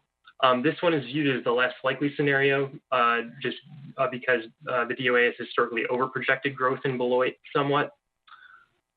So for each of these 2 scenarios, we also did 3 different versions, where we assumed that open enrollment continued to decline at the current rate seen over the past decade, one where open enrollment was held steady at present levels, and one where open enrollment out of the district returned to 2012 levels.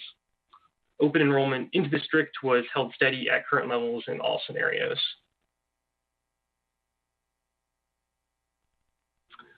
So the next step was we mapped over 6,000 existing housing units within the district, which accounts for over 60% of the units within the district. So we got a very healthy sample size. And for each of those sites, we assigned those parcels with one of these 12 housing unit types, as well as a number of existing housing units. So these housing unit types range from lower density single family homes at the top here, well, like what we would call category A, which is like a large lot single family home. And then as we work our way down the alphabet, we get into denser housing unit types such as 5 to 8 story apartment buildings. And I also want to direct your attention to the column over on the right side, which has an approximate number of housing units per acre for each of these housing unit types, because we used that, those assumed densities to calculate projected future housing units later on. Next, we mapped anonymized student address data provided to us by the district, and then linked it to that database of existing development. And when we did that, it enabled us to create or calculate ratios of students per housing unit for each of these housing unit types. So as you might expect, the less dense housing unit types tended to generate more students per unit. So for instance, typology C, which is a small lot single family home, averages 0.4 students per housing unit, whereas 5 to 8 story apartment building, which is letter K, averages 1/10 of that, or 0.04 students per housing unit. We also broke those down by grade. And these next 2 slides are 2 additional slides I added for additional context. So next, we mapped not existing development, but planned future residential development, and assigned each of those sites one of those 12 residential categories as well. If we knew the exact number of planned housing units, we entered that into the database. If not, we projected a plan or estimated number of housing units using that housing units per acre density that I mentioned a minute ago. And finally, once we had a number of projected housing units, we could convert that to projected students by multiplying that by the student per housing unit ratio. Then we assigned each of those sites a phase 1 through 6 on how likely it was to develop in the near term. So a phase 1 site would be like a vacant subdivided property within an existing subdivision, whereas a phase 6 site would be a site that is not imminently planned for development. It's simply shown in like a city long-range growth plan for potentially being used for future development or future residential development down the road. And I included these upcoming maps in the presentation. I know they're kind of hard to see at this scale, but I included them in case people want to take a closer look at them, zoom in on the maps and so forth later on in your own time. But briefly, I'll just mention that this map depicts that phasing I was just talking about. So the sites in bright green are phase 1 sites that we projected were likely to develop in the near term. And then, you know, as we work through the color scheme, phase 6 sites are in red, which are not imminently planned for residential development, but probably just shown in a long-range growth plan from the city as potential future residential. And then these next 2 slides show which particular planned residential sites we projected would develop within each 5-year increment from both the DOA scenario and the trend scenario, which finally leads to our results. So at the top here, we have the trend scenario, which for the version where open enrollment out of the district returned to 2012 levels, there was a small decrease of about 50 students. If open enrollment was held stable at current levels, there would be a decline of about 400 students. And if open enrollment continued declining at the current rate, there would be a loss of about 1,000 students 15 years down the road. In the DOA scenario, if open enrollment returned to 2012 levels, there would be an increase of about 400 students. If open enrollment was held steady at current levels, enrollment district-wide would be pretty stable over the projection period. And if open enrollment continued to decline at the current rate, there would be a loss of about 650 students over this time period. So here's just those same numbers expressed as percentages, but also wanted to mention that the projected decline or increase of students was not uniform across the district. It varied by attendance area and by school. For instance, because there was the most planned residential growth in the Converse, Robinson, and Todd Elementary attendance areas, those tended to be projected for more enrollment from new housing.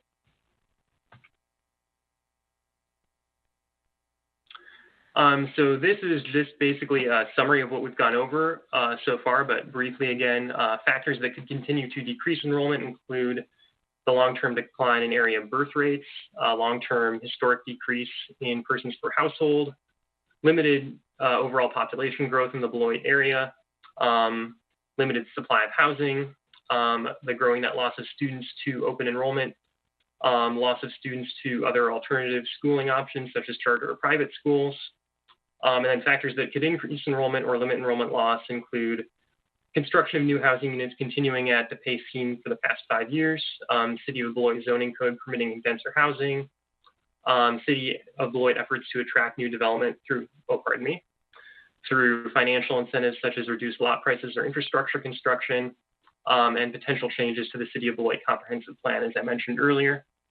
And then lastly, some, though likely not all, nearby school districts and charter schools running out of room to accept additional students. Finally, recommendations and what to watch for. We would recommend that the district establish better contact with the City of Beloit Planning Department to better understand how policies and individual developments could lead to increased residential development and potentially new students.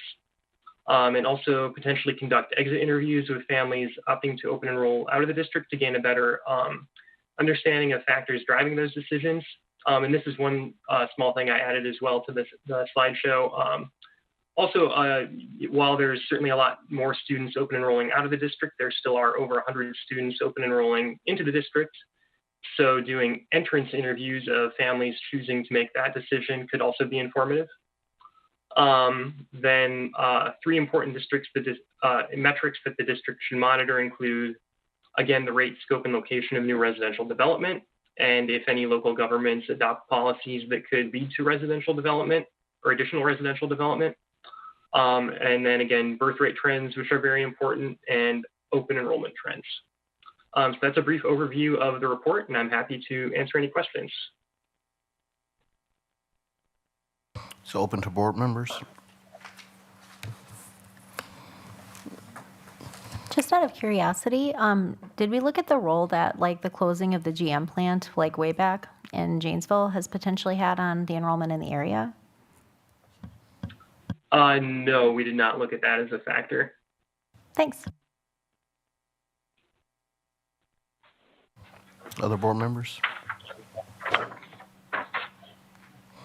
Well, I'll ask one. I'm just gonna, I know this is not the only factor there, but looking at the trends, can you go back and, let me preface this, that I know that our needs as a district will be based on the students that we serve.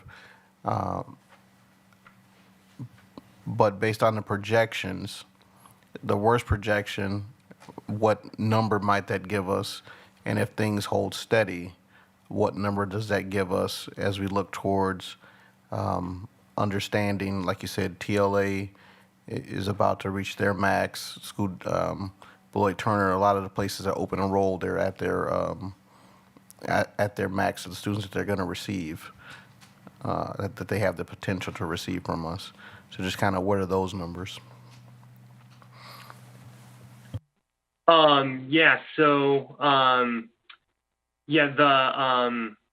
lines in orange for the trend scenario and the DOA scenario are the lines that depict what would happen if open enrollment continued declining at the rate that's been seen over the past 10 years, whereas the blue lines in the middle of each graph show what would happen if open enrollment stabilized at current levels. I'm looking at the trend scenario for open enrollment projection comparison, that 4,606 number. Just kind of explain to me what that what that number means again. So that's basically if the rate of housing units continues to be built at the rate seen over the past 20 years, and birth rates continue declining at the past 20 years, while open enrollment holds stable at current levels, that's what number we would likely see. In the 2038, 2038, Yeah, in the 39 is how far out the yeah, so projection 15 is. years down the road. Yeah. Okay. So then our most, we're in the 23, 24 year, and then the next time frame is 28, 29, about 4,000, little under 5,000 students in the next 5 years. And then at the bottom, that graph is 5,058 in the next 5-year window. And explain to me again how that number is derived. So the DOA, so the DOA scenario is based not on trends of recent trends, but based on the state's official population projection for what they believe the city of Beloit and portions of the town of Beloit within the district population will be over that at that time. Okay. So I don't know, other board members, do you have questions about the survey? Because I have a question for Dr. Garrison based on the survey. I also have a question for Dr. Garrison, but I've already had a chance to speak, so anybody else? Just one more time. Any other board members' questions for our presenter? Okay. So Dr. Garrison, based on the board member Miller, you can go first. Cool, thanks. I did want to thank the presenter. This was a wonderful report. Really appreciate how thorough it was. It was very informative. My favorite part was the recommendations going forward. And so I have kind of like a two-part question for Dr. Garrison. First, I wanted to thank you for conducting an external enrollment study, and thank you so much for bringing this up to the board so we can have that bigger look. Okay, so since I've been on the board, we have never had a joint meeting with the City of Beloit City Council, which is frustrating to me because I've asked a number of times with a number of superintendents, although never asked you, so I'm gonna just throw this out here. Based on this wonderful report, my question that I wrote down is, to what extent are we, I guess, planning to collaborate strategically with the City of Beloit to address not only the concerns that were lifted up in the enrollment study, but also potentially transportation, public health and safety, or anything else identified in these exit surveys? That's a great question. And one of the things that we've worked on with the city, what that I have worked on with the city internally, is working closely with our new city manager, Mr. Jerry Gabrielatos. We've had some, detailed conversations as pertains to some of the developments that are proposed. I think one of the biggest obstacles that we may have, and I say may have here in the city, is to who's going to develop the land that's there. That's a thing that we have to, of course, look at. I say we because in our conversations, naturally that's a step in the process that the city has to work through from the land development. So we have had conversations, of course, at my level, along with Mr. Pennington as well. We know that there's, and going to the transportation thought too, we know that there's a need for housing in our district, but housing prices has also went up very high in the city of Beloit. We were just talking about a house that's driving right here on this road. What's this road here? Chopir Road, right across the street from OLA and new development that's there. The house is going for a little over $317,000. It's 1,200 square feet. And so there's a lot of conversations around, the housing and, of course, the dilemma with the cost. And so not the dilemma, but the rising costs, I should say. There is also a high population of, homeless families that we service here in the school district of Beloit. And so low-income housing is also something that is needed. And again, at the city level, I can speak to that they have been having conversations about specific developments that will help address those needs. Again, the development of the land is also a huge dilemma. The transportation piece, naturally, we've had conversations around transportation. I've also had conversations with Mr. Gabrielatos around free transportation for our students, number one, but also looking at free transportation across the board. Our city buses do run, but oftentimes those buses kind of drive right past my office here, and I'm not seeing a lot of people on the buses. And so it is my goal. I mean, it is my goal to continue to have those conversations with the city around, things that we can do. Our efforts have been very collaborative as well. And to your third question, so you asked of home development, transportation, and what was the third one? I guess, really what I'm getting at is I would love it if we could have a joint meeting, but I did ask if we could collaborate or on anything else that was potentially identified in the exit surveys, and the other piece I had mentioned was public health and safety. Sure. I think the main themes that we have in this survey is really centered around the construction of building more spaces. The city of Beloit zoning, permitting denser housing developments, the city of Beloit efforts to attract new development through financial incentives. Of course, all of these things need to happen before we can get families back to us. We are still trying to work on that, that's that board and city conversation.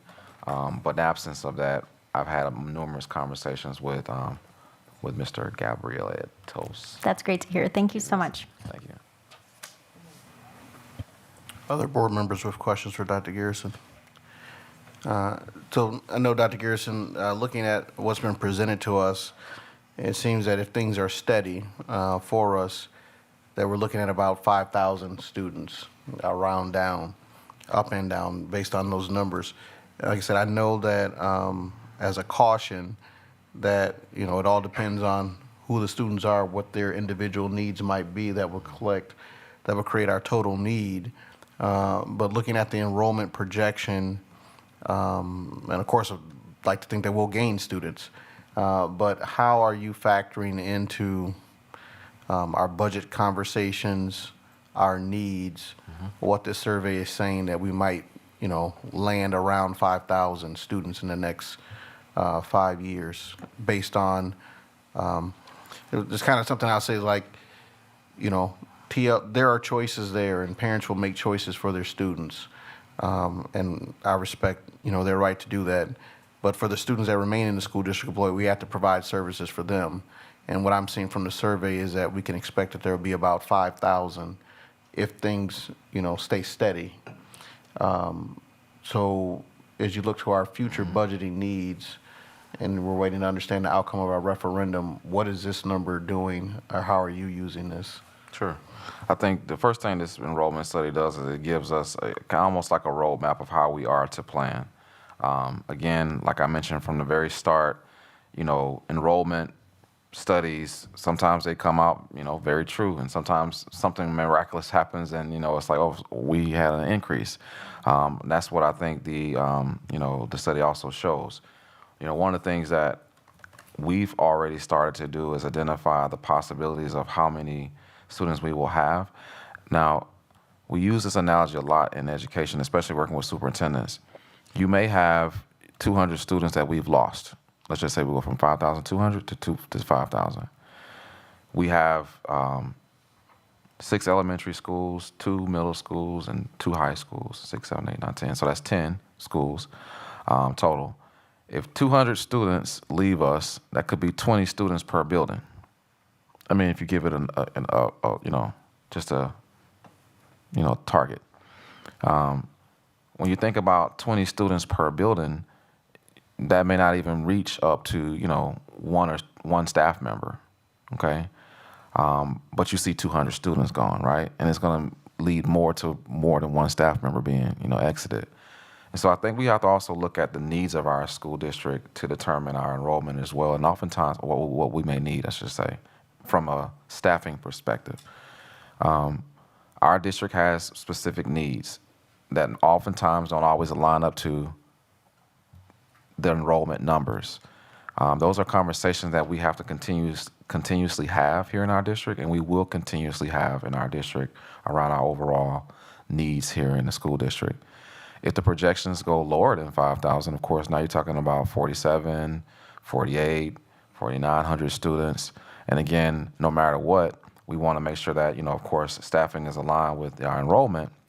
But again, that adds to the numbers per building and it's something that we have to watch. One of the things that we are doing as well is making sure that we'll get ahead of the conversation. So last year when I came here, I wanted to move our enrollment time frame back to capture our students, when we were close to leaving the school district, not too far out, start in August. We were probably one of the later start enrollment districts with our enrollment procedures, and we came in, we changed that, last year, and thank you to the team who, of course, got behind that mentality and helped move that forward. We also really promoted ourselves. I think that goes without saying. If no one knows about how great you are, then no one knows about how great you are. We are our biggest footprint, and we are our biggest, fans, and so we have to make sure people know who we are. And I really want to increase that conversation. And of course, most people have heard about so many of the great things that we're doing and why you choose, of course, School District of Beloit. I think that's very important. Those things necessarily wasn't projected as much as we wanted them to in the past. And under this leadership, this board, of course, my staff, we've been able to change some of those conversations. So that's the other side of the conversation. So naturally looking at it from a holistic perspective, but decreasing our staff based off of enrollment, but also looking at our needs is how we're looking at this, as well as what are we doing to make sure people know how great we are to keep people coming is also very important. Those 120 or so students that were mentioned that we have in open enrollment, that's coming to our district, I should say, we need to do a better job at identifying why they want to come to our district. I believe it's because of the great things that we're already currently doing. 112 students right now that comes to our district in this year. I believe it's because, of course, we have great, academic opportunities that goes from the gifted and talented, that goes for both the gifted and talented to our historically marginalized conversations. I believe that we also have a strong, performing arts opportunity, and I say performing arts because that just touches all of the arts, as well as a strong athletic opportunities here as well. When you look around us, a lot of people may not have a swimming team, as an example. You look around us, a lot of people may not have a full-fledged golf team, as an example, hockey, as an example, girls and boys. And so I think these are the other spaces that allow us to, promote our school district, again, starting with, our academics, because, again, I believe we have things that will touch all students as they pursue their elementary, middle, and high school careers in our school district. So that's how we're looking at the overall snapshot of this. Not to be too long, but that's a loaded question for me. And I also want to say thank you to our survey developer. This is an important tool for us. I have said before that I felt like that for those of us that have served on the board in the last 3 years, that we are the people that stand at the end of the road where the can got kicked to. And when we think about like our referendum efforts, the efforts with compensation, the efforts with our superintendent, that we're trying to put things in place so we have the resources and the tools, our facility studies, to make the decisions that need to be made in the future. As I'm looking at the survey on page 22, I see where we could, and I'm mixing the results on both, but as high as 5,500 in the next, based on these projected enrollments, 5,500, and then also a low of 4,700, somewhere in between there. I know those are two different scenarios, but just looking at those numbers for a framework and holding steady that we're somewhere around 5,000. And I know, like you said, it all depends on what the needs of those students are and, who was expecting COVID. And that changed the world for us. So we know that this next 5-year window, who knows what will happen, but we're thankful to have the tool. All right. Any other questions about our survey?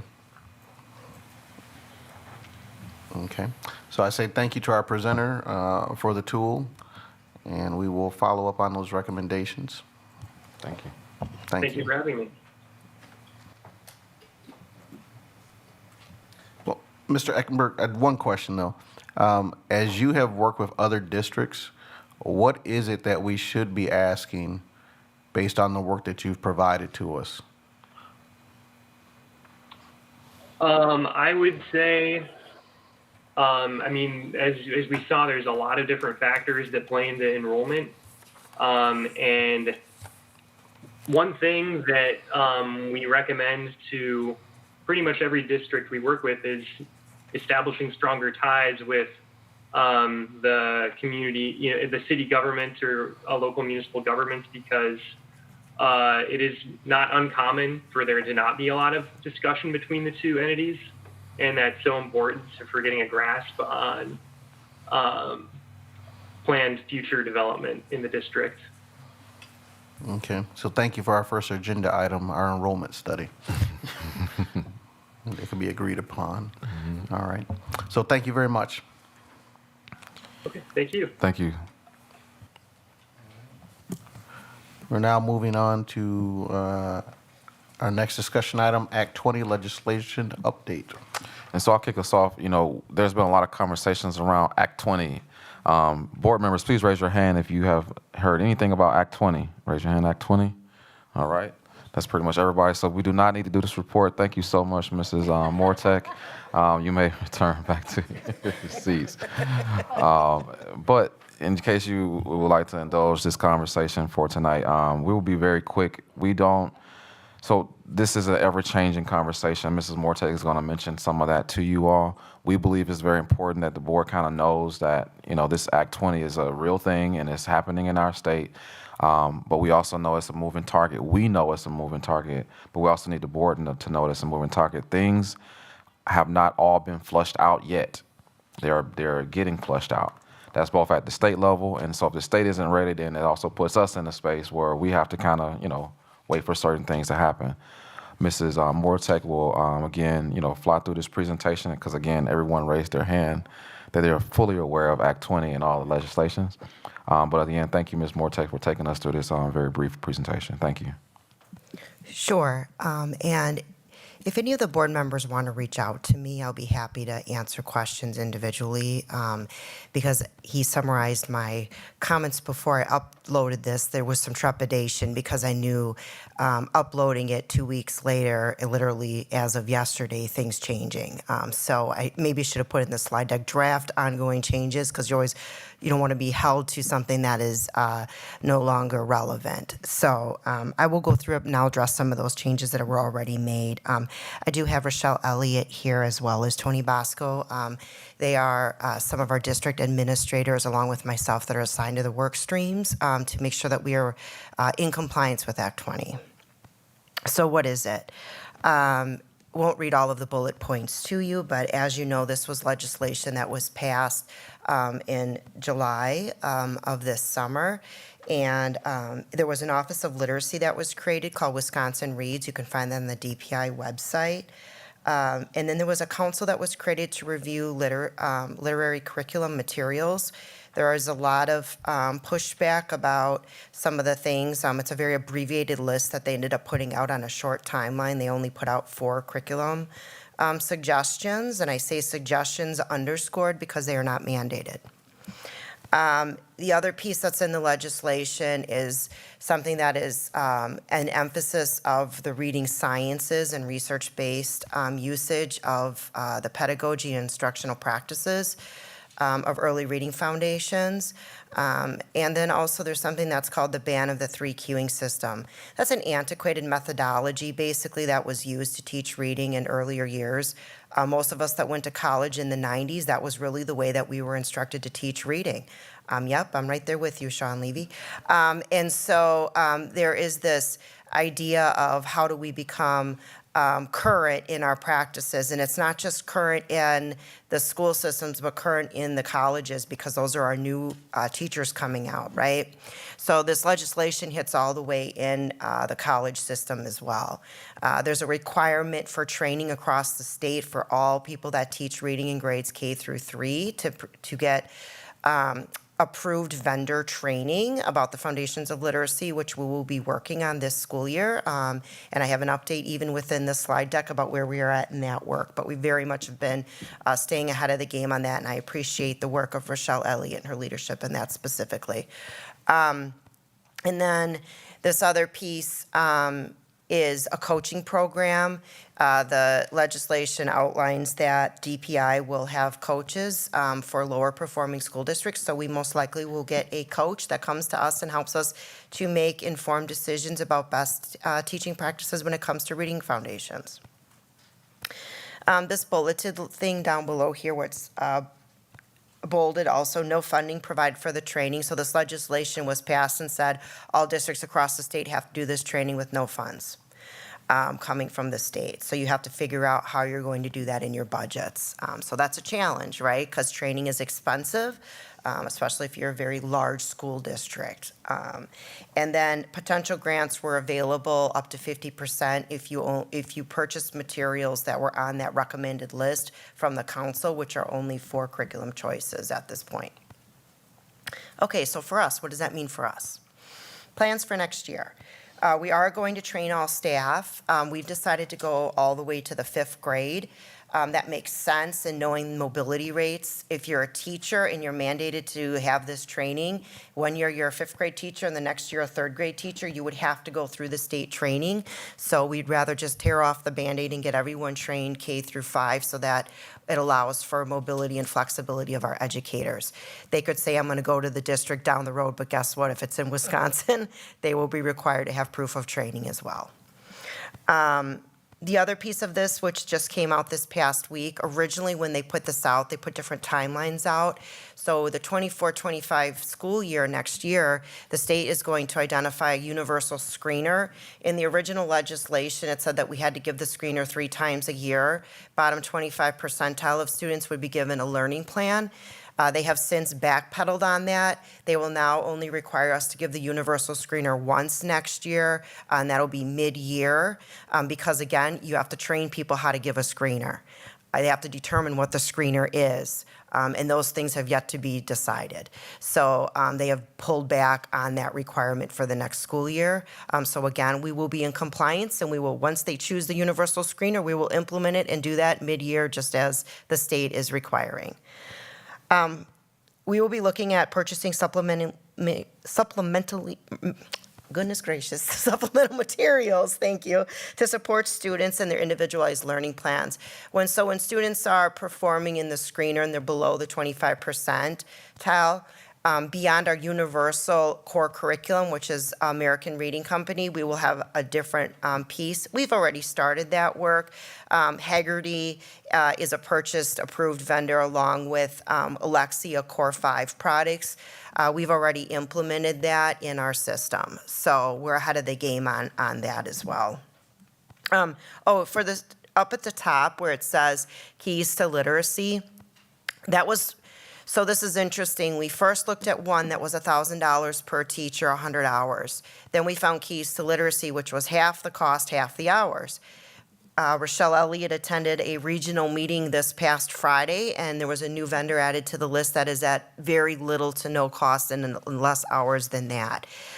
She and a couple other folks in our district that have reading specialist licensures have gone through the Keys to Literacy course just to map that out and get a feel for it. They will be doing this with this new vendor that we just found so that we land on the best, most efficient choice to train our staff for next year. So we are looking at an additional one going forward. I think that's it. Okay, so next thing, additional work for instruction.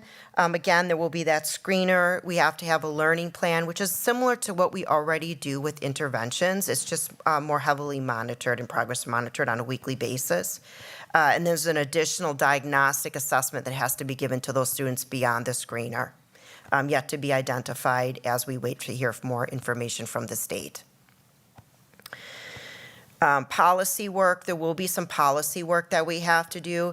This is not a No Child Left Behind legislature where it was a no pass type of a situation. This is the policy that we already have on the books about promotion, but we'll need to add something that involves criteria around literacy. So more to come on that. And the state is also asked to put some exemplar policies out there that districts can use as models. That's also written into the legislature. But that will be something that we'll be working on at Policy Committee. As far as our curriculum goes, That's an interesting conversation as of right now. DPI put out a list of 11 providers or material curriculum. ARC passed that. ARC was also reviewed in 4 other states. They all passed it that had similar legislation. It was passed by Ed Reports, which is a third-party reviewer, and DPI passed it. The only folks that didn't approve it was that small literacy council who only approved 4 materials.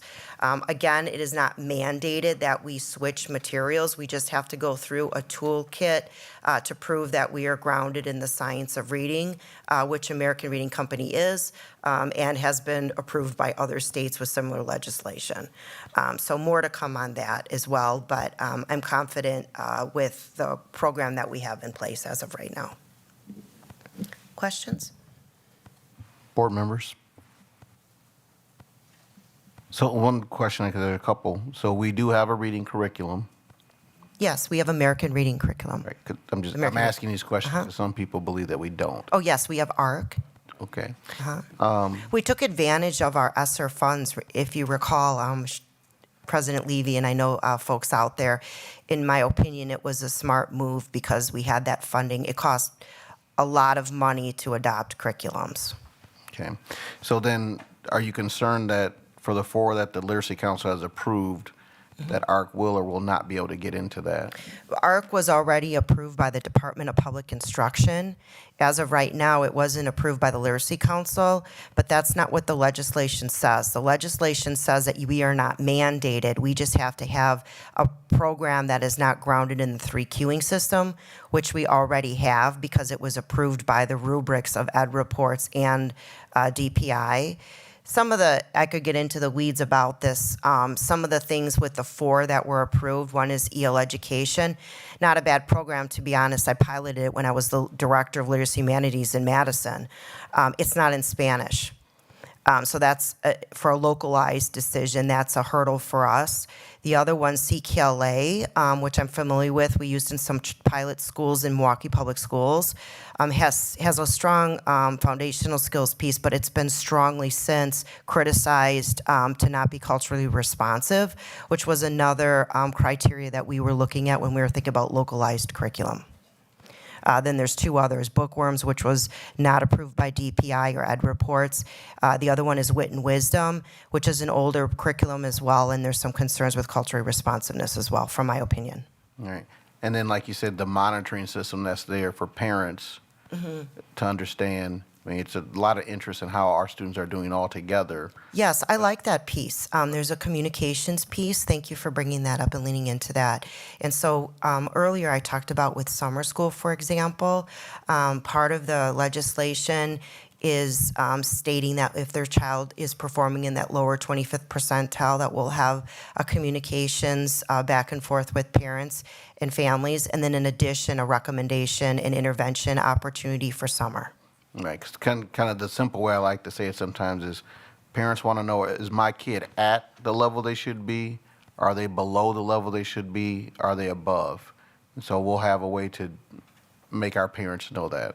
Yeah, and we do now based on our programs. So as the schools are communicating out where they are at in their internal benchmark data with ARC, it actually has a nice piece there. We'll also have the universal screener that the state is selecting that will be given 3 times a year that we can share out.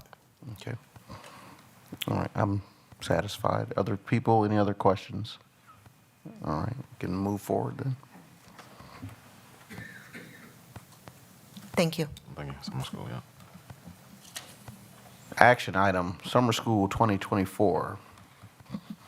Please, board members, if you would mind indulging me with the conversation. Have anyone heard about summer school? Please raise your hand. Summer school. We've all heard about summer school, and so this will be another quick presentation. We work late, and sometimes we forget that these smiles are important. So thank y'all for working with us as we work through these conversations. Summer school is very important to the school district of Beloit. It's also very important to our community. Mrs. Morteg, of course, will kind of take us through the presentation. Naturally, it's not new. We've approved this before. We've talked about this before as well. There's monies that we that we gain from having summer school as well here in the school district. One of the things that I will say that not only are our students allowed to come to our district for this opportunity, but any Beloit student. And so some students may go to our district, some students may not, and they partake in our summer school. Our summer school starts pretty much second or third week in June, and it goes all the way through July. And so we have an extensive summer school program where our students are able to, formulate a lot of different opportunities for learning. And so I'm turning it over to Mrs. Mortek again, and she's going to take us through a real brief conversation with this and for a vote tonight. Thank you. I'm sorry to interrupt for a minute. Dr. Gerson, you said, so like Beloit Turner students could open enroll and come to our summer school if they wanted to? Yes. Other students from other districts can come That's to our correct. summer school? Even our students who have left the district could come back to summer school in Beloit if they wanted to? Well, I want to make sure I get this right. Am I saying that correctly? If they are a school district of Beloit student, they can attend our summer school. Even if during the school year they go to a charter school or a private school, they are welcome back for summer. That's So a correct. student that goes to the Lincoln Academy could choose to come to summer school in Beloit? Yes. If they're a We have Beloit another student. opportunity to win our kids back and those families. Thank Yeah, you. that's right. Well, I think it's also a service. I mean, our students, as we saw in the enrollment study, right, which is why we put all this together tonight, as it kind of flows, our students do come from Beloit, and that's duly noted. Ms. Okay. Mortek. Hi, good evening. Teresa Mortek, Executive Director of Teaching and Learning.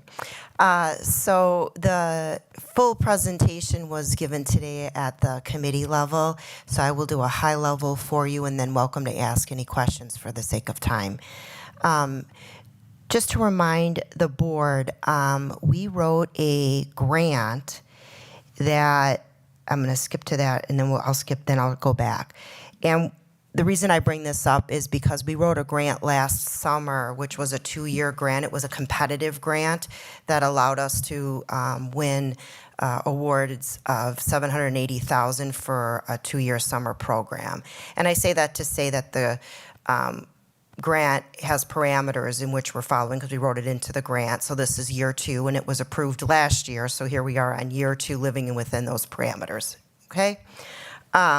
We were diligent, as you can see, of the whole sum of the funds, and we're left here with $505,000. And so let me go back up to the top. Typically, our goal is 3 buckets: support and enrichment, credit recovery, and opportunity bridges is what we coined it a few years back. And understanding that students need differentiated, equitable supports. And so we wanted to give those types of opportunities during our summer school programming. The vision is that the District of Beloit aims to provide high-quality learning and enrichment opportunities that supports the whole child through academics, which is what in summer school we call the A path, and wellness and enrichment, which we call the WE path. That's important because we wanted to address the whole child, and because we had those bones already prior to writing the grant, it made writing the grant easier because a rubric came with the grant about what they considered high-quality programming. So we were already meeting a lot of the criteria for high-quality programming based on what the Department of Public Instruction outlined as high-quality programming for summer school. These are our goals. I did add to be in compliance with Act 20. Given our previous presentation here tonight, this is just forward thinking because we will need to have communications with parents and offer, which what we already call an opportunity bridge, which is an intervention for students that are performing below level, which is reading.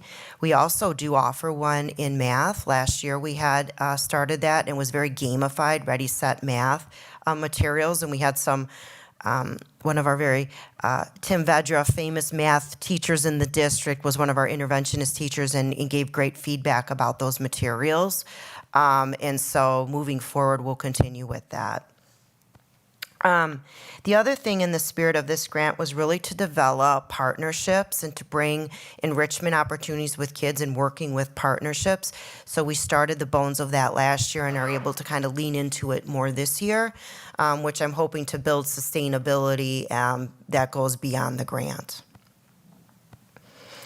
The other thing we learned last year was that the previous years we were spread out at too many sites. So last year we cinched our belts and went down to 2 sites. And because then we weren't overstaffed, right? As you've learned as board members, enrollment drives staffing. And so this year with our funds, we're able to go back to 3 sites. I'm glad because it's 2 elementary schools, one at Todd, one at Converse. And then we're going to be together in the Cunningham building for our middle school and high school students. We still have some looming projects at the high school, BMHS High School, so we'll be at our other site. Those are those highlights. Equitable opportunity bridges, I've touched upon. Same programming, 6-week program, half the time. The dates are there for elementary, 4K to 5 sites, middle school site at Cunningham times. Some of the logistics for everyone. Our goal is registration to open the week of April 29th. Lots to do between now and then, but we'll be working on that. High school times. Always offer a summer graduation ceremony so people that are striving to finish with their class have that opportunity. Resources, we have our competitive grant funds, so we'll be replenishing some of those things from our former things like Lit Camp that we purchased 3 years ago, more manipulatives. We'll be looking at explicit reading, more of our Haggerty kits to meet that compliance of Act 20. We already use those kits in the district, but just growing that. And then highlighting some of our partnerships. This is a long list of people that work with us throughout the summer to give our students enrichment opportunities. We're able to offer band and orchestra lessons to kids that can't afford private lessons during the summer if they attend our summer school and play an instrument or are interested in learning an instrument. This is there for them. The fire department has worked with us last summer. That will continue. UW Foodwise for our middle school kids. The Welty Environmental Center is expanding the partnership with us. They'll be at all our elementary schools about an hour a week, and then they're going to do a full 3-week course at the middle school level. We have internships. We started that last year. We have funding for 3. So our high school students that are in our elementary ed pathway were trained to be reading tutors so that they would go over to our partner sites, which is the Welty and Boys and Girls Club in the afternoons. So kids attend our summer school during the day. Half day at 12 o'clock, they can get on a bus. We provide transportation to Welty or Boys and Girls Club. And they can have afternoon care so their parents don't have to worry. And then we will have some trained reading tutors, which are aspiring elementary school teachers to give our students additional instruction on reading. Also written into the grant is Even Start programming at Cunningham. We wrote that into the grant 2 years ago, but with reconfiguration last year, it was a lot of movement. So this year we're able to fund Even Start during the summer. So I'm asking for the board to approve our summer school program so that we can move forward. Thank you. Board members, any questions? First of all, thank you for putting all this together. Very helpful. I just have a few logistical questions. One, with start times and specifically looking at middle school and high school, the high school start time is 8 to noon. But under middle school, it has the session dates, but not the start time. Is that, I'm assuming they're the same because they're in the same building? They're about 15 minutes off. So the middle school will be there a little bit before the high school, So 7:45? yes, a little bit before the high school come, and then they'll be there a little bit afterwards. Okay. We do have families that need to pick up or drop off about the same time. They can still take the middle schoolers with them. So theoretically, a middle school student would be at Cunningham starting at 7:45. So breakfast would start when? I think 7:30. Okay. All right. And then for high school students, I'm hoping I'm reading this wrong. So opportunity bridges. So let's say you're not looking for credit recovery. We have Algebra 1 and 2 and English grade 9. Are other classes available for our high school students that are not interested in credit recovery? We were looking into the FIAD one, but we have to look at the availability of the pool. In order to teach that FIAD summer school course, you have to have a week of swimming. And so we brought that up with Tommy, so we're circling back to see if we can use the pool, and that would be another course that we could do that would proactively allow kids to earn credit. So again, for high school students that are not doing credit recovery, potentially a PE class, but definitely Algebra 1, 2, and English 9.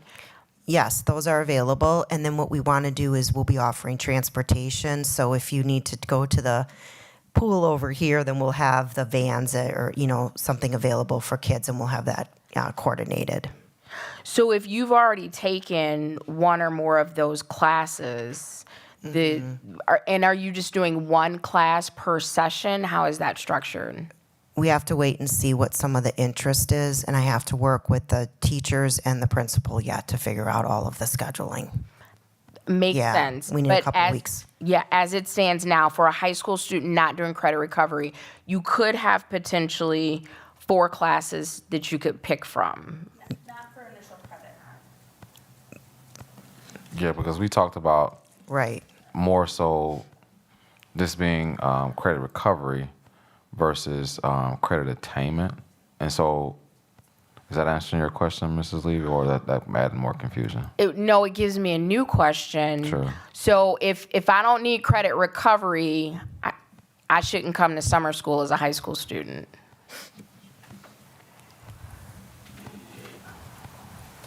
Potentially, let's say it like that. Well, if there's not an opportunity to earn a new credit, then we don't have a space for our high school students that don't need credit recovery. That's correct. Hi, Rochelle Elliott, Director of Early Literacy and Professional Development and Learning. So even summer school still has to abide by the DPI rules for the number of minutes. So for a credit class, you need 8,100 minutes. For a half credit class, you still need your 4,050 minutes. So that requirement doesn't change if you're in a summer or an interim session.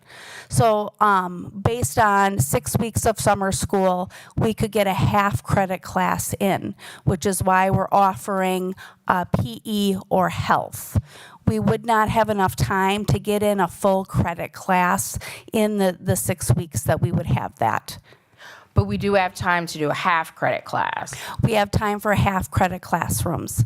The reason why we don't for credit recovery, because they've already taken the class and they've already done the number of minutes, that's why they can do the credit recovery online, and they don't have to be there for the 4,050 minutes for a half credit or an 8,100 for a full credit. They've already put that time in. Okay, so I guess my disappointment lies in we're not offering any new opportunities for our high school students outside of potentially PE. PE and health. So you can take PE or you could take health as a new class. Yes, as initial credit. Right, but outside of that, there aren't opportunities for our high school students. Not at this time. Okay. And most, if you look at other summer schools around, they're not offering initial credit opportunities. We did discuss at our level conversations around how we can grow the opportunities and like you're mentioning, and possibly get ahead. I just don't think we're there yet. I think that's a possibility to possibly expand that. And that would be based on like singletons, something where you don't have to have a prerequisite before it or after it. Like algebra is hard to do because you have to have something like you have to make sure you have that content knowledge before you go on to that next classroom. I would also just put out there, we have to think about sustainability and fiscal sustainability. So in our policies, we don't run courses that typically, unless approved, under 15 students. So if we're going to hire a teacher to teach that class, we want to be in the ballpark of what is fiscally sustainable, because if you go under, you're running the risk of a deficit in your summer school programming. And typically, you have to be really careful with staffing of summer school because of the way that it's calculated with the minutes. So if we break even, it's considered successful. And that's something where we could be open to growing in, but we also have to be thinking on the back end of the unintended consequence, which is potentially running the risk of going into a deficit. I hear you. And just for clarification, the band/orchestra lessons in the presentation are listed under ideas to grow into with additional funding. But I thought I heard that is happening this summer. Are those available for high school students, or is that geared towards the lower grades? That's the conversation I'm having with the department right now for an opportunity for growth. So last year, they came in and offered classes that were pull-out, and there's an opportunity for them to teach courses. And so I believe they're meeting this week, and then I'll be circling back with the department chair and the department to see what they want to do. And then once that happens, if I don't have anybody from the school district of Beloit staff that are interested, I can create and post that position for outside staffing. But of course, we want to talk to our department first. So that's why it's in there in that way. So just for clarification, and this would be separate from credit, would a student attend summer school just for a music lesson, or is the way you're envisioning it, a student is there for a different course and this is a pull-out lesson? We did the pull-out in the middle schools. We did not do the pull-out at the high school level because Chris Behrens ran his band camp that was outside of the parameters of the summer school. So we have to have those conversations. I don't have that clear answer yet. Okay. And I believe that's it. Thank you so much. You're welcome. Other board members with questions? So just, Thank you. I have another life did schedule at Beloit Memorial, so I got an understanding of that, and I've run summer school programs before, and I understand the credit issue in the minutes. As we're set up for our high school summer program as it's being designed, or where we're at this stage, with the half credit option, is that one course that a student might take in the course of the whole summer? Is just one course for half credit? Yes. Okay. And so the thing that I would think about are, as a parent, as a board member, when I think about like the course offerings, what happens in master schedules, kids always have to make a choice. You can't take everything. But over the course of the 4 years, 32 credit opportunities. But when you think about like for our freshman seminar and health and PE, like you said, there's some things that if parents and students have that flexibility in the summertime, that it opens up their schedule in the fall and the spring. I know you said like you're working with those things, but what thought or space do you see the opportunities, like you said, in that growth or even in this year, for things to loosen in the schedule so students have other opportunities in the fall and spring? I think right now what we're presenting is where we're at in our thinking for this summer. But going forward, I need to research other districts and see what they're offering during the summer times, because to kind of Rochelle's point, I don't know too many high school summer school courses that are for full credit in other districts around the state, but that is a gap in my knowledge, so I'll need to look into that. If you know, Sean, of any school districts, I would gladly take that recommendation. All right. No, the thing I'm suggesting here is that I understand the limitations and where things are trending toward, but as we talked about summer school and our opportunity to potentially recapture students and set our program apart from other districts, that I understand where we're at now, but opportunities as we move forward. And again, I will just point to thinking about fiscal sustainability, because it is very easy to run into a deficit with summer school programming. And so there aren't always enough high school students, because a lot of them work over the summer, that are interested collectively to take those credit courses ahead of time. And if we don't have 15, it's hard to fund a position. Right, and the minutes reimbursable. Correct. What comes back. The other part about, like I said, what the offerings and the opportunity also, what a question or concern I have is, like you said, the quality. Based on sometimes, it's summertime, people worked all year, and sometimes they're like, hey, I can commit to, I'll sub for somebody, but people are not trying to teach in the summer. They definitely deserve a break. So the ability to staff our summer school with our staff, and then sometimes, like I said, you do have to post things, but what are your thoughts about our staffing possibilities as it comes up? So we've had some conversations about that. You know, I, of course, had the conversation at the cabinet level. The hardest part about the school district of Beloit is that, again, a lot of families use, not the hardest part, the great part about our district is a lot of families do use our summer school, elementary, middle school, because a lot of families have to go to work.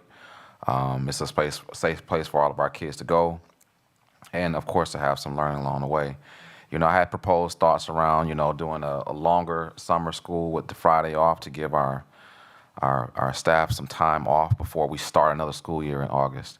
Shorter time frame, sorry. Meaning that instead of, as long as we reached a certain amount of minutes, we could pull this off on Monday through Thursday with Friday, where we can make money and have that Friday off. But we also run into, you know, families now having the strain of where their kids going to go on Fridays when they have to go to work. It's also meeting the minutes for credit recovery.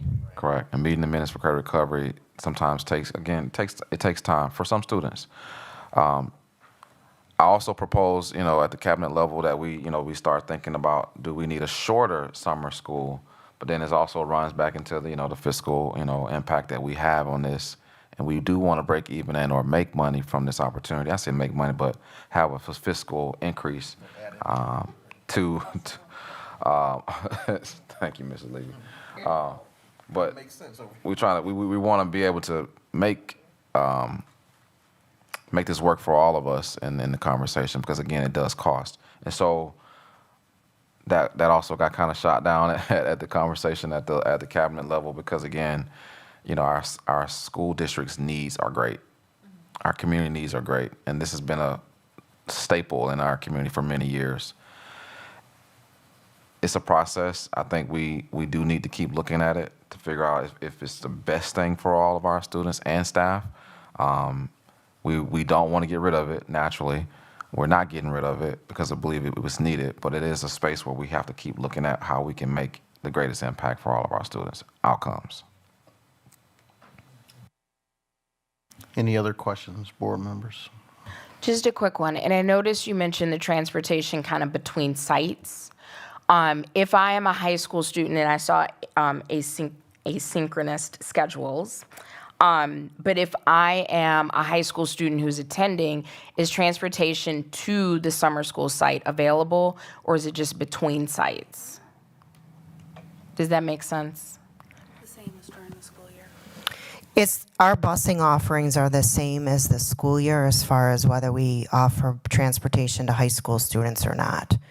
So that's no. Correct. But if you can get your high school student to the site potentially, because it hasn't been confirmed, for PE or for health, and they need the pool, the district will handle transportation between sites as necessary. Yes. Okay. That will work out, yes. All right, there's a recommended action. I'd like to move to recommend the approval of the proposed 2024 summer school programming. It says to the full board, so I would actually just like to move to approve the proposed 2024 summer school programming. All right. Second. There's a motion by Board Member Megan Miller, seconded by Board Member Tia Johnson.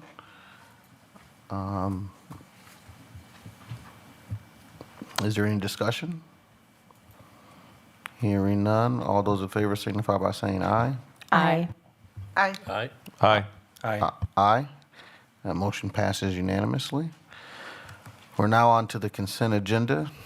There's typically no separate discussion of items unless a board member so requests, in which event items will be removed from the general order of business and considered in their normal sequence on the agenda. Is there anyone with a need to remove any item from the consent agenda? I apologize because I do have three. 4431, 4435, and 4437.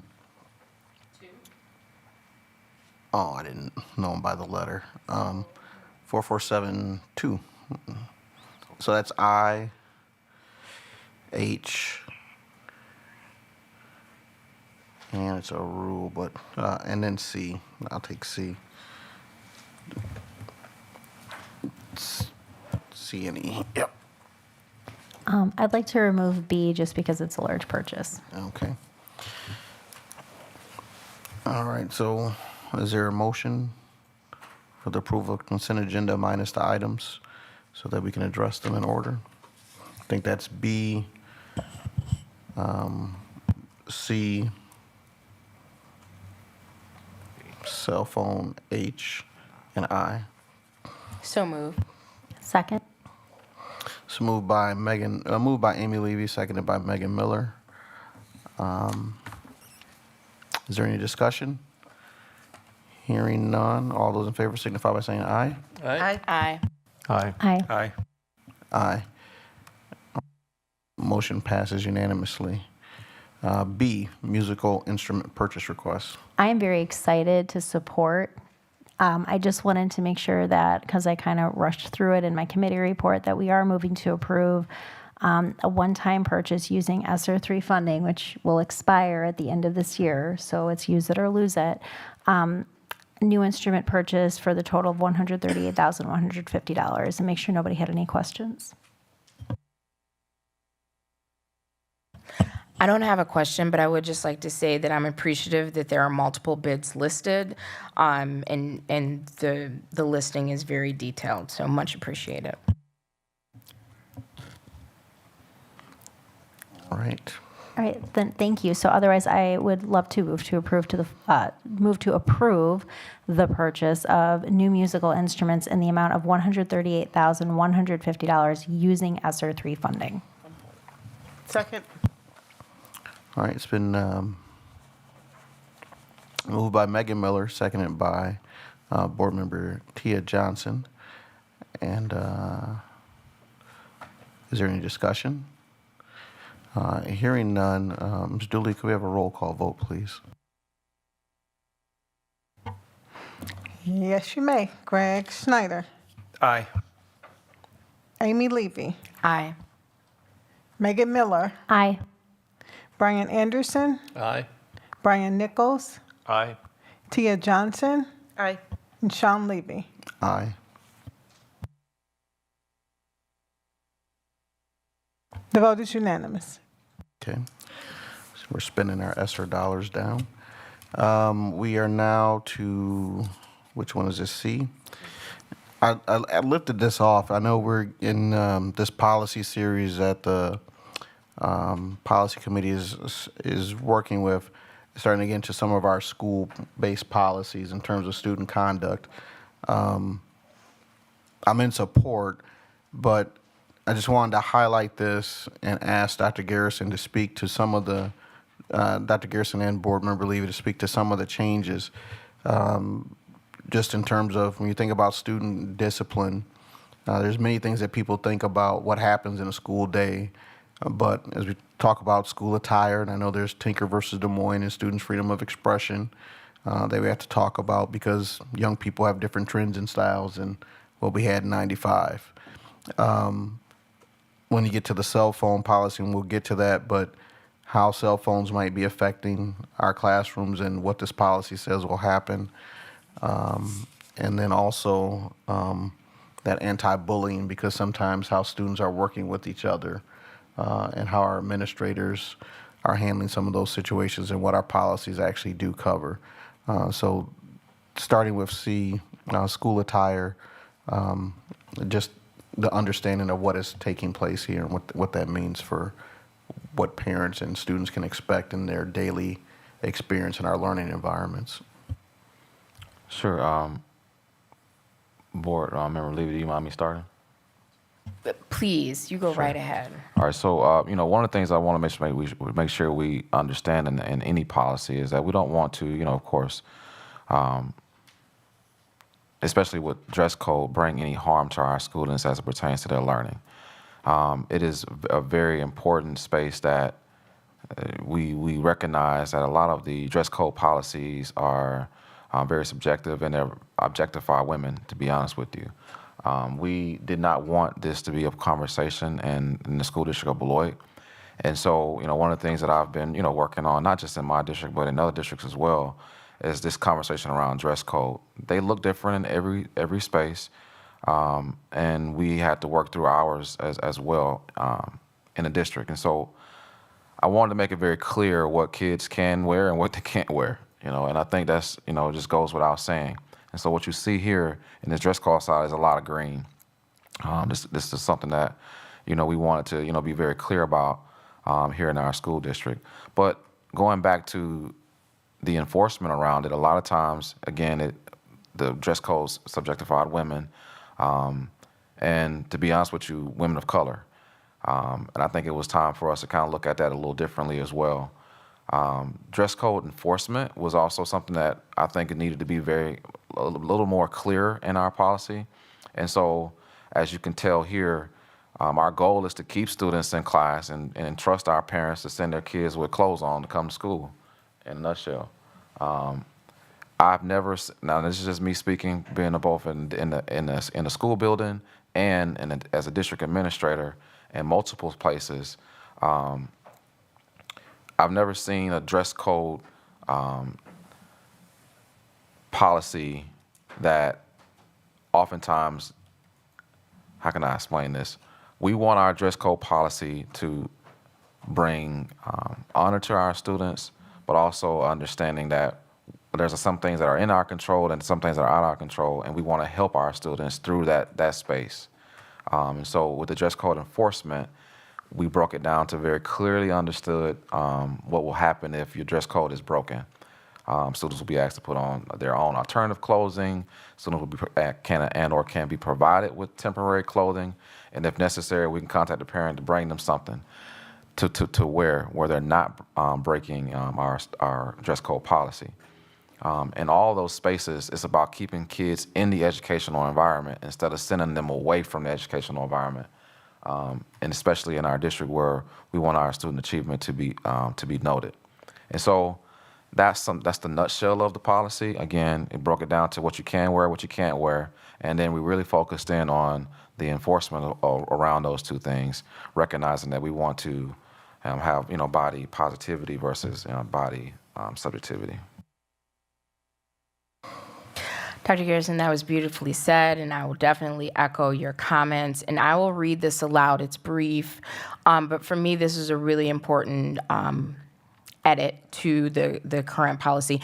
No student should be affected by the dress code enforcement because of racial identity, sex assigned at birth, gender identity or expression, sexual orientation, ethnicity, cultural or religious identity, household income, body size or type, or body maturity.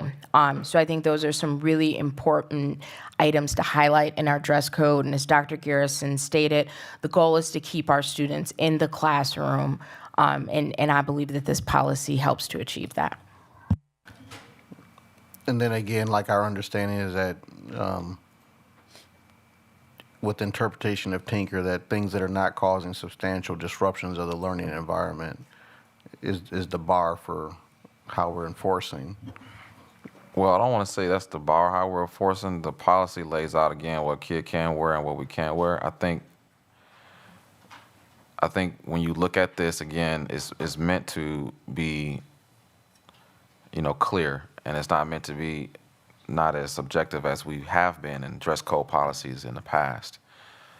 And so, if there is questions around what we see, we have an enforcement conversation where, again, we're not moving a student from the educational space, but again, still welcoming them into our spaces. Providing the opportunity for compliance and Correct. getting them back on with the day as planned, regular education. That's the goal, correct. Okay. Anybody else with questions for C, 4431? All right, is there a recommendation? I have questions. Okay, sorry. Well, first, a comment.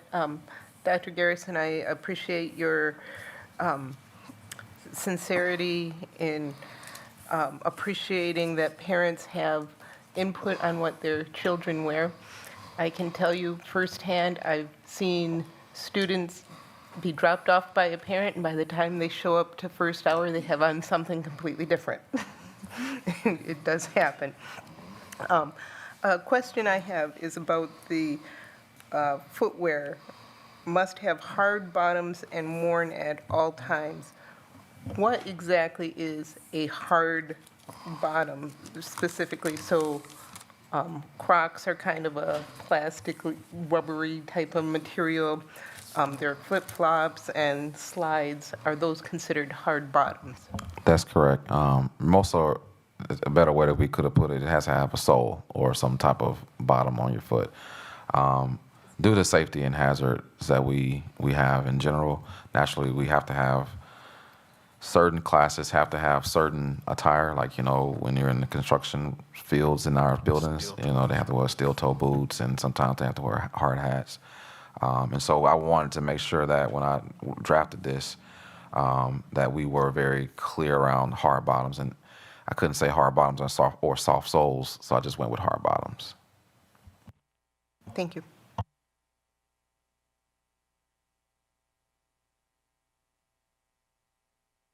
Board Member Nichols. Thank you for saying that, Dr. Garrison. That brings up a question. So the students that attend, that go to wood shop and mechanics, do they have a separate dress code? I mean, you don't want to be dealing with a saw with a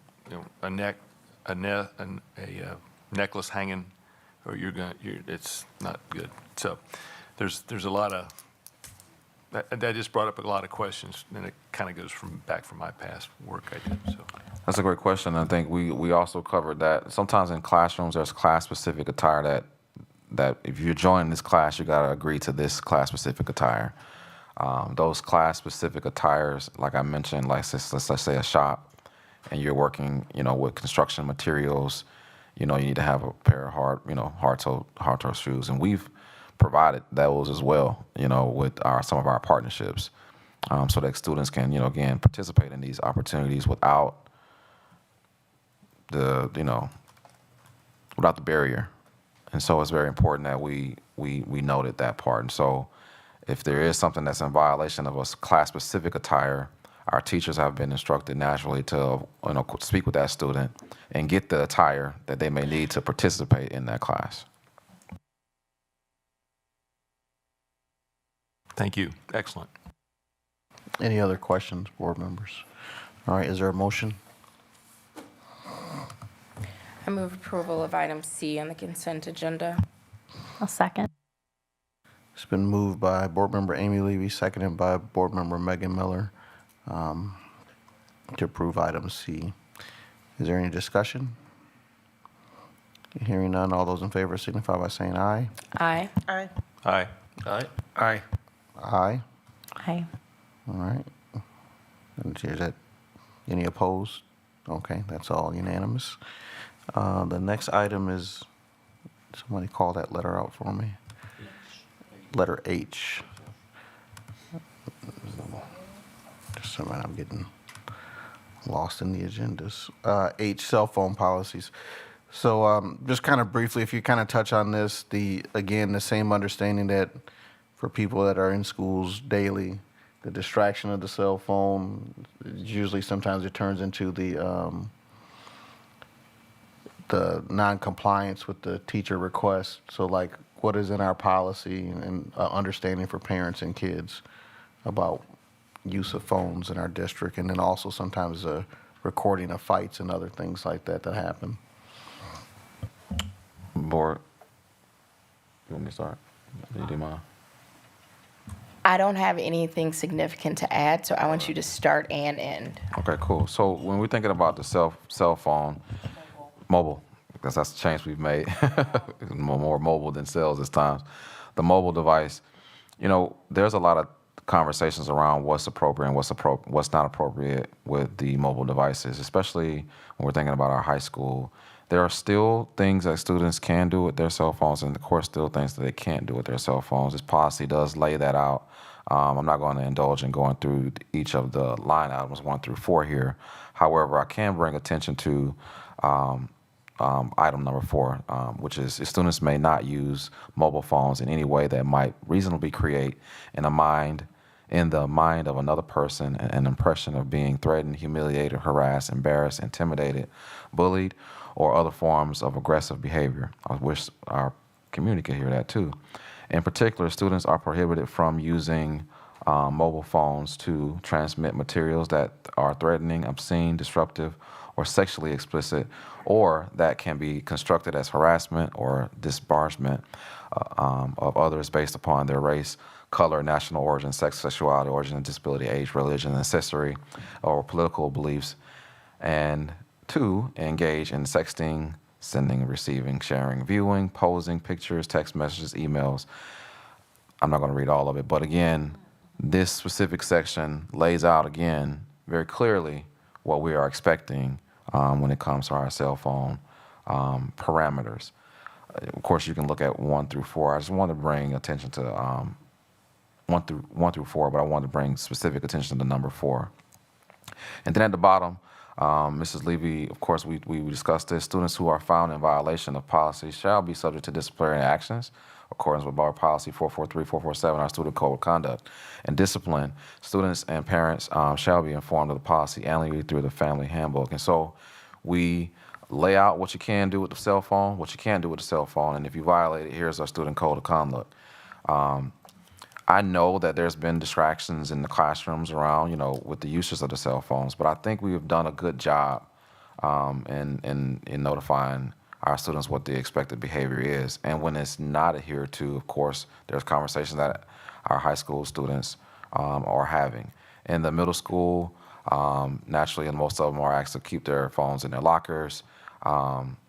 That's a work in progress still, to be honest with you. I'm not going to leave that off the table, but I do believe what we have here is what is expected very clearly for our cell phone conversation.